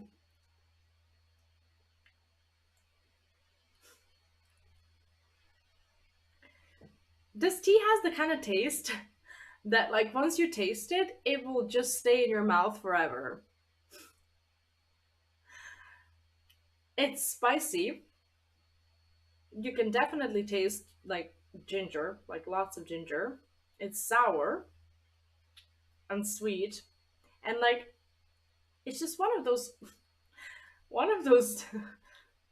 things that you put in your mouth. It's like you can feel like I can still feel like the parts of the mouth that the tea has touched.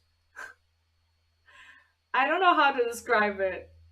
It's like there's like a trajectory of like where the tea went, and I can still taste it. Remember, like to be found in rural areas and underdeveloped countries. So, oh, I see. Doesn't hurt humans at all. It does release the happy cat. Does it really? Like, is that's like a fact? Because I've never heard that, but I'm gonna have to read more about it now. It's good for the throat. Then I don't know. The tea is like I can't rank it as good. I can rank it as weird. And if I ranked it as weird, it would be 7 out of 10. It is tasty, but good is not its main attribute. Its main attribute is weird. And it is good. It is good, but good is like a secondary trait. It is weird.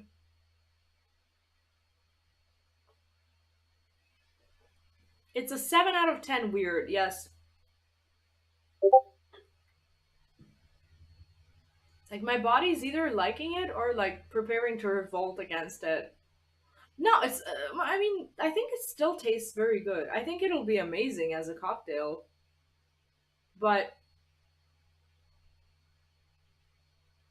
it burns. Also, it's like the only drink that I've ever had that made me feel like I can still taste where the liquid has gone through is rakia. That's the that's the only way for me to describe it. You know, like when you have it and you know where it was in your mouth. That's that's what this tea does to you.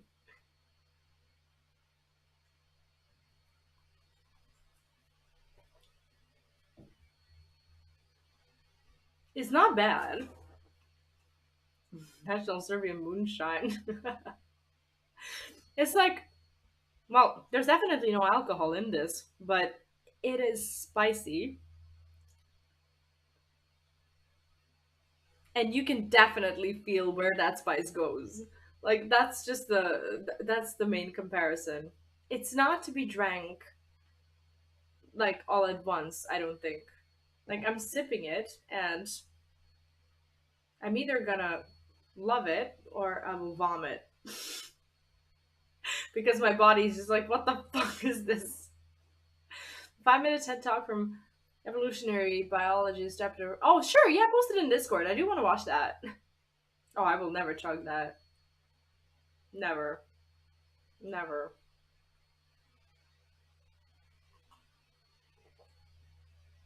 It's like you can tell that it's made to be consumed in like very, very, very humble sips. You know, I'll deduct 2 points. I will. I'll let you know like in about a couple of hours if I did or not. Like it's not bad. Definitely not bad. Just something I am not used to the point that my body's just like, really? This is what we're doing on a Sunday afternoon? You know? It's like my body did not see this coming. it is it is still good, but like odd. Oh, you don't want this. Oh, you do not want this. Dog is like, can I have some? Like, no. You think you do, but you don't. Projectile vomit. I'll let you know. I will be honest. For now, it's a 7 out of 10, and I'm not deducting the points because it's bad. Well, 7 out of 10 weird. I guess. I guess I could have weirder things. It is good. It is overall good, but I can't read it because it's too weird. Then that's so graphic. Thank you for letting us know. No, I'm not gonna give him this. It's like that's the thing. There was this one time, my friend ended up in a hospital, like because he got something like no, you're not having my tea. He had something like food poisoning, but it wasn't really food poisoning. It was something similar to what I just described. Basically, the body not being used to the thing that he ate. But what he ate was basically his mom's snack. So his mom made she bought this machine, right, for like 3,000 euros. I don't know why. That like dries food, like the fruit or like snacks. You know, like when you make like cereal snacks or something like that, like you dry, like you basically you put them in as like wet, and they turn into like oatmeal bars or something like after a few hours because they dehydrate the food. I don't know how to turns grapes to raisins. It does. It actually does. It turns all fruit into like it's a dehydrator of a sort. So she used it to make oatmeal bars that had, I'm not gonna lie, it had between they had between 20 and 30 ingredients. And he was in a hospital and he messages his mom and he was like, what is it that you put in these? Like, I'm at a hospital, I have food poisoning. And then at first she turns like very defensive and she's like, no, no, no, it's not from my food. You had something before that or whatever. And he's like, no, this is like the only thing that I had today. What the fuck was in it? And since they were talking through texts, and I was there, by the way, it's a good friend. So I saw, like, the way she did it, like it wouldn't even put, like it wouldn't even allow the text to be one text. Bye, Luneth. Have a good day.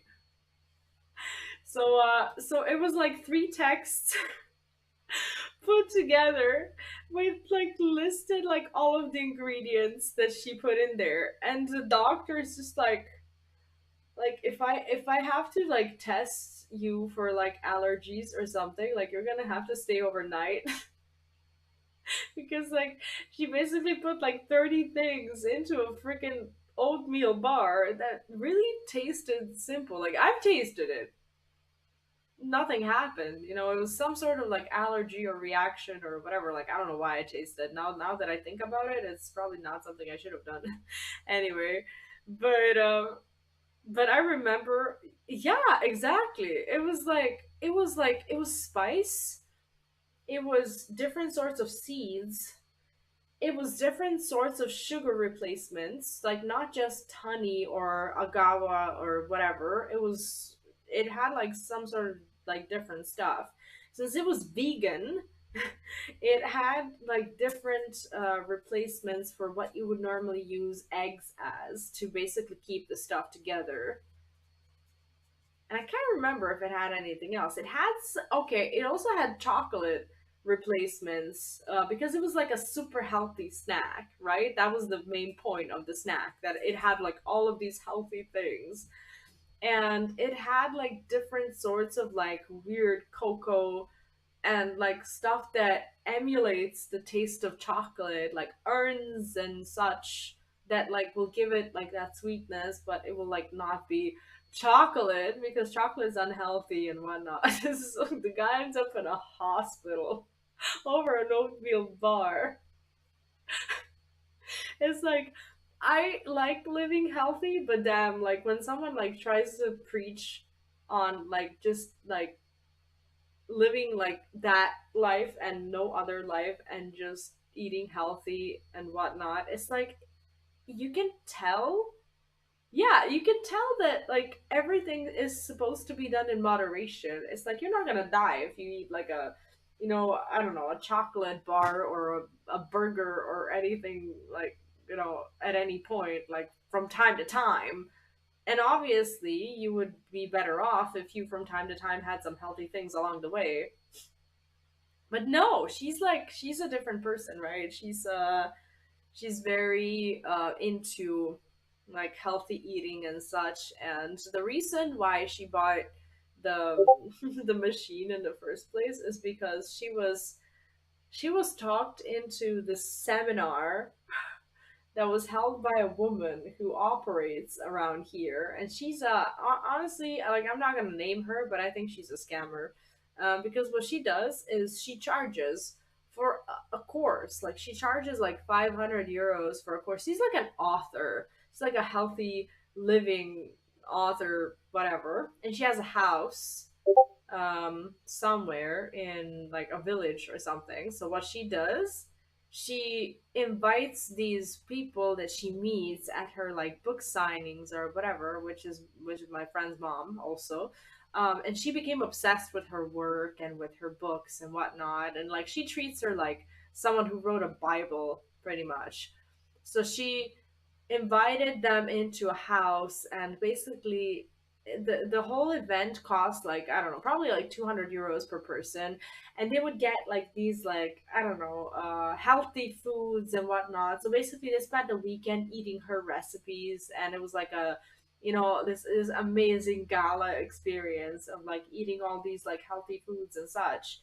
And she actually uses these dehydrators or whatever, and then by the end of the weekend, it's actually a good business model if you think about it. She um she uses the dehydrator for like all of these foods. And then she says like, okay, by the end of the weekend, I'll just give you all these recipes and you can make them at home. People got excited and they're like, okay, cool, I can actually make this myself. And then the recipe is like a $5 recipe. Well, not like they didn't have to pay for it, but like the ingredients they would use were like, I don't know, overall like $5 or whatever. And then it just casually says in the recipe, like, put in the dehydrator for like 2 hours or whatever.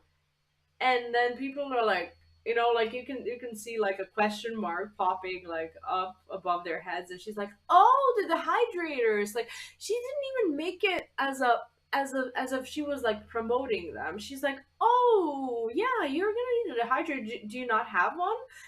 She's like treats it very casually. She's like, oh yeah, I'll just show it to you.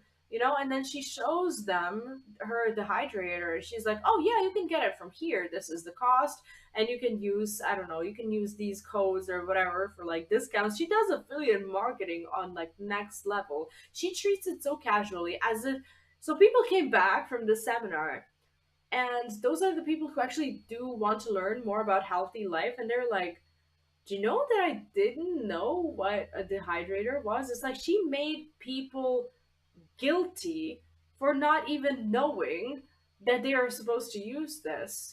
She made them feel guilty for not having this thing before. Yeah, she is a. I think she's a scammer. I think she's a con artist for sure. Like, I'm not saying that the machine is fake. The machine does its job, but like the way she sells them is so vile. It's like that woman. She came home from this weekend and she basically felt like she knew nothing about healthy food, anymore, and she paid this money to make herself feel better, I guess, and to make herself feel like she's now like on top of things.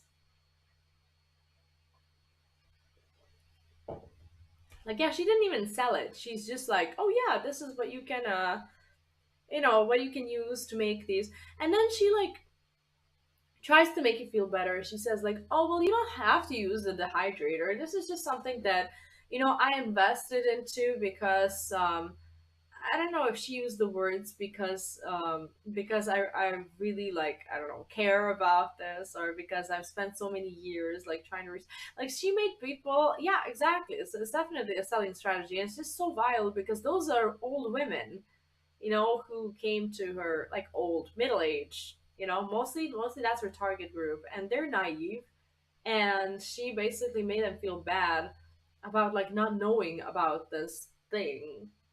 It was sad. It was actually a little heartbreaking because like she feeds them the good food, and then she's like, "Well, you don't have to use the dehydrator. You can just like put it in the oven for like a couple of hours or something. It's not gonna be the same, but like it'll be fine."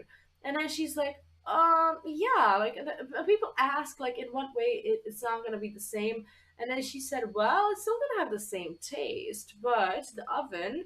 Since it works in a way that it heats the food rather than just kind of dehydrating it, you're practically losing all the nutrients from the food. So you can use all these like seeds and stuff or whatever, but like if you put it in the oven, you're gonna have less of a nutritional value for the food. And she like makes you feel worse about the food that you have on your fucking plate, you know?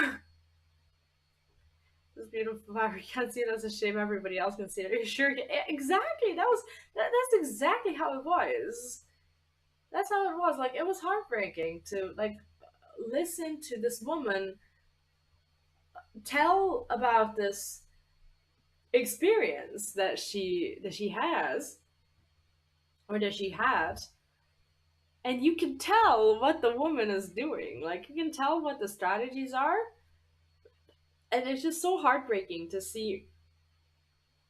I don't know, to see someone get so affected by it, and to be so actively sad about like, I don't know, about like not being on top of something they really deeply care about. So she bought a thing, and now she has the thing. She sent her son to a hospital with the thing. I don't know. Like it's a wild story. That's why I'm always like, I don't know, whenever people start preaching these things, like I like to live a very normal life. I do not in any way, shape, or form promote this, like, I don't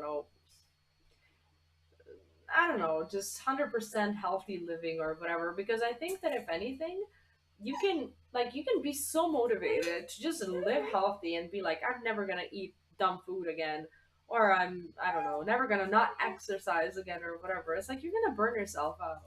You're gonna just like, people don't think that they're gonna burn themselves out, but they are. They believe that they believe that they can keep up with this lifestyle of just, I don't know, just constantly exercising, eating healthy and whatnot. But like most humans can't do that. Like you need some sort of an outlet, and it's okay to have like days off and whatnot, because at the end of the day, we are not perfect, and your body is already not perfect. Nothing is perfect. What you want to do is to keep yourself motivated enough to keep doing it, even when you don't feel like doing it. And at some point, you are not gonna feel like doing it. So people give up and they quit, and say so much more money for people selling to you. I mean, yes, health is like an endless pit of people being like, I have to pay for this to, like, I don't know, make me, I don't know, healthier or better at this or whatever. It's like most of these things you can do yourself. I was selling blood pressure devices. Mostly middle-aged women were buying from me, and I found out I would sell much more if I tell people I'm a medical student, which I was instead working for a company. Wait, were you a medical student at the time, or was that a marketing trick? I don't I don't mind either way. That's funny. Oh, you were a student at that time. Oh yeah, well then, it's not even a white lie. It's technically true.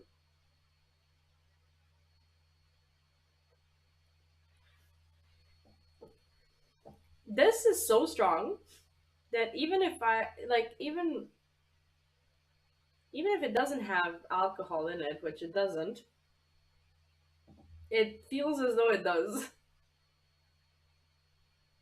Like you just can't have a lot of it. Organic foods from corporate manufacturers are literally the worst. I mean, what is organic? Organic is like, I don't know, anything that you would just like go and like plant in your garden. Back in the day, everybody had organic food and like didn't really make a big deal out of it. Now they just sell organic food to people in the cities who suffer from wanting a better life. you know? No, it's like, it's it's just very strong. I've never felt this way about a drink if it wasn't like an actual like alcoholic drink. Like this one hurts you. Like it's good. It tastes good, but damn.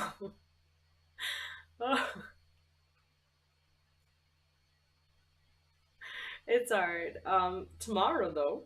Tomorrow will be interesting. Tomorrow, I'm struggling to imagine how this drink can be made stronger. But what is it that goes into this? It's bourbon, club soda, raspberry liquor, and lime juice. That is the plan. Tomorrow we're playing Baldur's Gate, and we are tasting the product of today. I'm glad that I get to have some now, at least. But I can see things. Like I can see things in my glass. It's like it's not crumbs because there's not any, but like it's like it's very cloudy.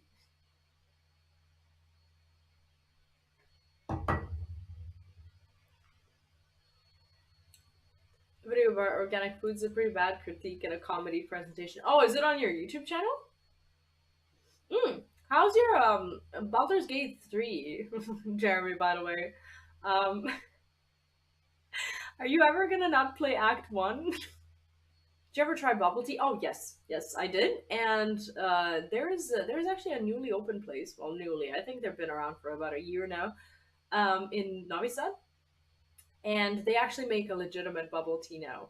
It's like it's the one thing that our city needed, and I think that they were guests at last year's like the New Year's like wine festival that was in the city, and they had someone knocking. Nah, my dog would already be at the door. I'm going crazy.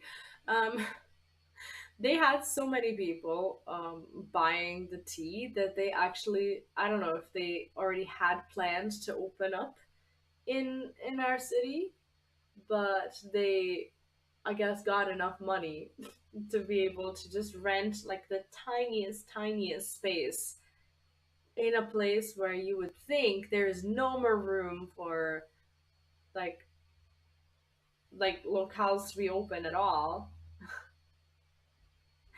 but they did. Maybe this time we'll get to Act 2. Maybe. Have you ever been to Act 2? Or do you just have 10 characters who go through Act 1? It is popular. So I wouldn't call it popular. I would call it new.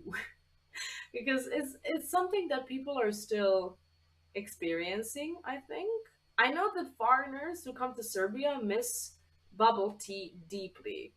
Because like whoever comes here, the well, like one of the first things that they want to have is bubble tea, and sometimes the knowledge of Serbia not having bubble tea can be heartbreaking for any visitors because it apparently is a drink that is important everywhere else except here. So I think that considering we now have like lots of, I don't know, lots of foreigners here lately, I guess they also felt like it was a good decision, and I think they're very, they're doing very well for themselves.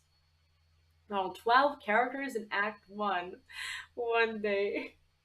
Do you not have like the desire to like take one to the finish line?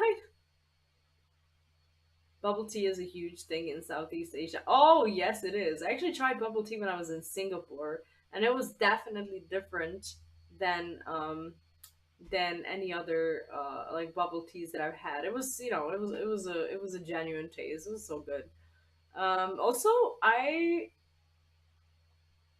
tried a drink that now I can't remember what it's called. It's like, I don't know if it has like an official name, but it's called the lemongrass tea of some sort. That is the drink. That is the drink that almost made me vomit right before my flight. It tastes better in Singapore. I think it tastes what it's supposed to taste like. Here, I feel like it's a little more sugary. I feel like they add like either a little bit of sugar or use different ingredients that um don't make it taste the way I think it's supposed to taste. Not too happy about my character's look. Should have gone with another race. Oh, you can change that. You have a mirror in your camp. That's one of the new updates. You can go in there, and I'm not sure if you can change the race. I don't think so, but you can change the appearance in the camp. That's why there's a mirror. So when it comes to this lemongrass thing, like it's a good drink, right? It's not bad, but my body just revolted against it. I was sitting in the mall, which is the mall right next to the Singapore airport, and it's called Jewel, and it's like a big thing, right, for for people to visit before they like travel and whatnot. And it was early morning, so I was sitting there and I had my food and I was having my tea, and I think I wanted to order something different, but then they didn't have that, so they asked me if I wanted this one, and I was like, sure. So I got this. It was a massive cup. It was like this. It was so big, and it was like the drink was like this color. It was crimson, maybe a little darker, right? But it had stuff in it, and that stuff was like that was the first time that I've tried um lemon grass. What it is a very it's a very slimy thing. It's like very long and brown, like dark brown, and there's like a huge straw that like when you sip from it, these pieces of tea, they just like they can like go in it one by one, and it makes you feel like you're eating slugs or worms for lack of better words. That's kind of how I felt. And it wasn't a bad taste, but the texture of something being propelled into your mouth that has a texture that you relate very closely to a worm until you like chew it and you realize that like it tastes good and whatnot. But like I was trying to drink the tea and my body was going like like I tried so hard to finish it, but like my body was just telling me that it's not okay to do this before our flight. And I never finished the drink. Like I didn't know it was gonna be like that. I thought that, I saw them in the tea and I was like, okay, like how was I supposed to know that it was gonna be slimy as shit? Like I should have known when I saw the straw that had like a diameter like this. Like they're very worm like. I like I would I would like to try it again when I'm not nervous before my flight, because that could have also been one of the reasons why why it was not a very good experience. I want to try it one more time, but like in a more relaxed environment, because this was horrible. I don't know. That's the problem with it. It tasted good. It tasted good. It was just not avoiding big strong drinks before my take of notes. Right? It's like when you see something being served that looks as though the structure of it needs to allow for big things to go through your mouth. You're eating food, you're not drinking the drink. Mario, welcome back. How are you? Actually, nothing is for dinner. Today, I'm just having tea, which is first part of the cocktail that I'll have tomorrow. So the tea is called Crimson Cider, and it's from Final Fantasy XIV. And the first part we just did, which is basically cooking the tea itself, and now I'm letting it sit in the fridge for 24 hours. So it's like a drink that takes one day to yeah, tea and popcorn for breakfast. Honestly, I'm gonna not feel bad about the popcorn. I'm just gonna not. I like the way my day is starting, and I have the entire night to work. So this tea and the way my day started in general has been very helpful. But yeah, I want to finish.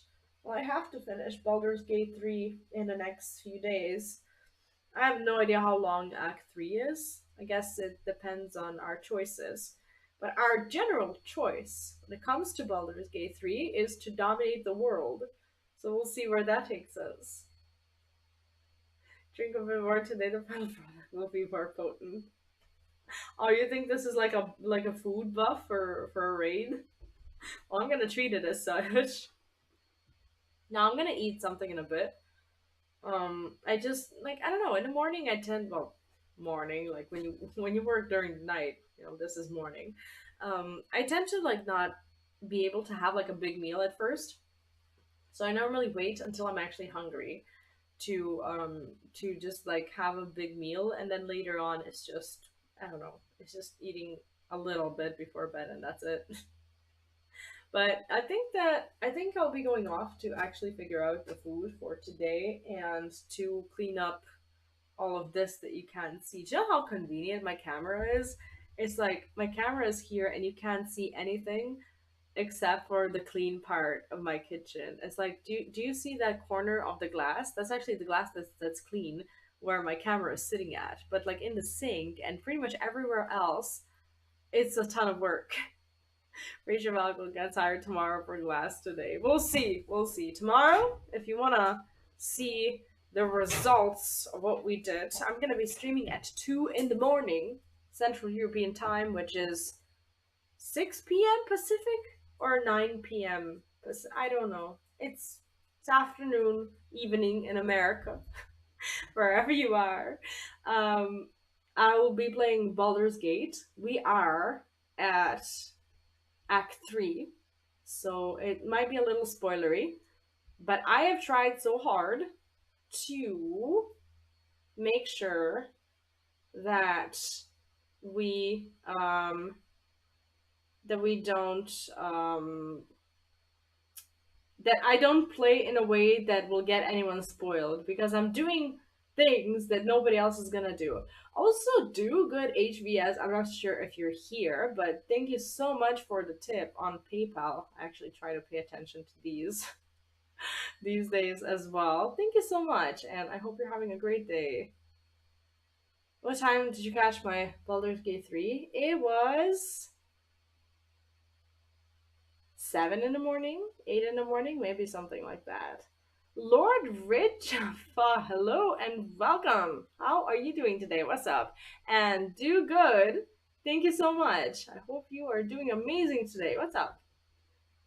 Yeah, I have a ton of these dishes to take care of, and I have to take my dog out, and then I'm probably gonna end up editing a lot of videos. I do owe you a Star Ocean second story remake review, which posting. I'll be posting. I don't know when exactly. I hope in a couple of days, because I still want the video to feel relevant to pretty much anyone watching. So the game just came out, I don't know, 3 weeks ago or so, but I want to make sure that I post the review as soon as possible. Now, I don't normally stream during this time, so I don't even know who's live. Let me just look through. Oh my goodness. Everyone is live around this time. What is this? How does this work? Oh, words or Look at your work. Questline is hosting a Dungeons and Dragons party. We are gonna go there. So for today, that's gonna be it. But do stick around as we are going to give them a rate. They are awesome. I think you're gonna love it. If you have any love for Dungeons and Dragons whatsoever, I think you're gonna like it there. Anyway, we'll give them a rate. Yes, I make games reviews on my variety YouTube channel, which is VPlays. You can find the link in here in the About Me on Twitch as well. So yeah, that's where I post game reviews. But on my other YouTube channel, which is Mom's Den, I do Final Fantasy XIV stuff. So yeah, I try to review all of the games that I play. So yeah, make sure to check that out as well. Now, please make sure to join the raid. This is gonna be it for today. I will be seeing you tomorrow at 2 in the morning Central European Time, which is technically Tuesday, but that's okay. For now, we're gonna go and join words and say hello. Make sure to do so, and I will be seeing you tomorrow. Have a lovely, lovely rest of your day or night, and in the meantime, I'll catch you on Discord. Bye.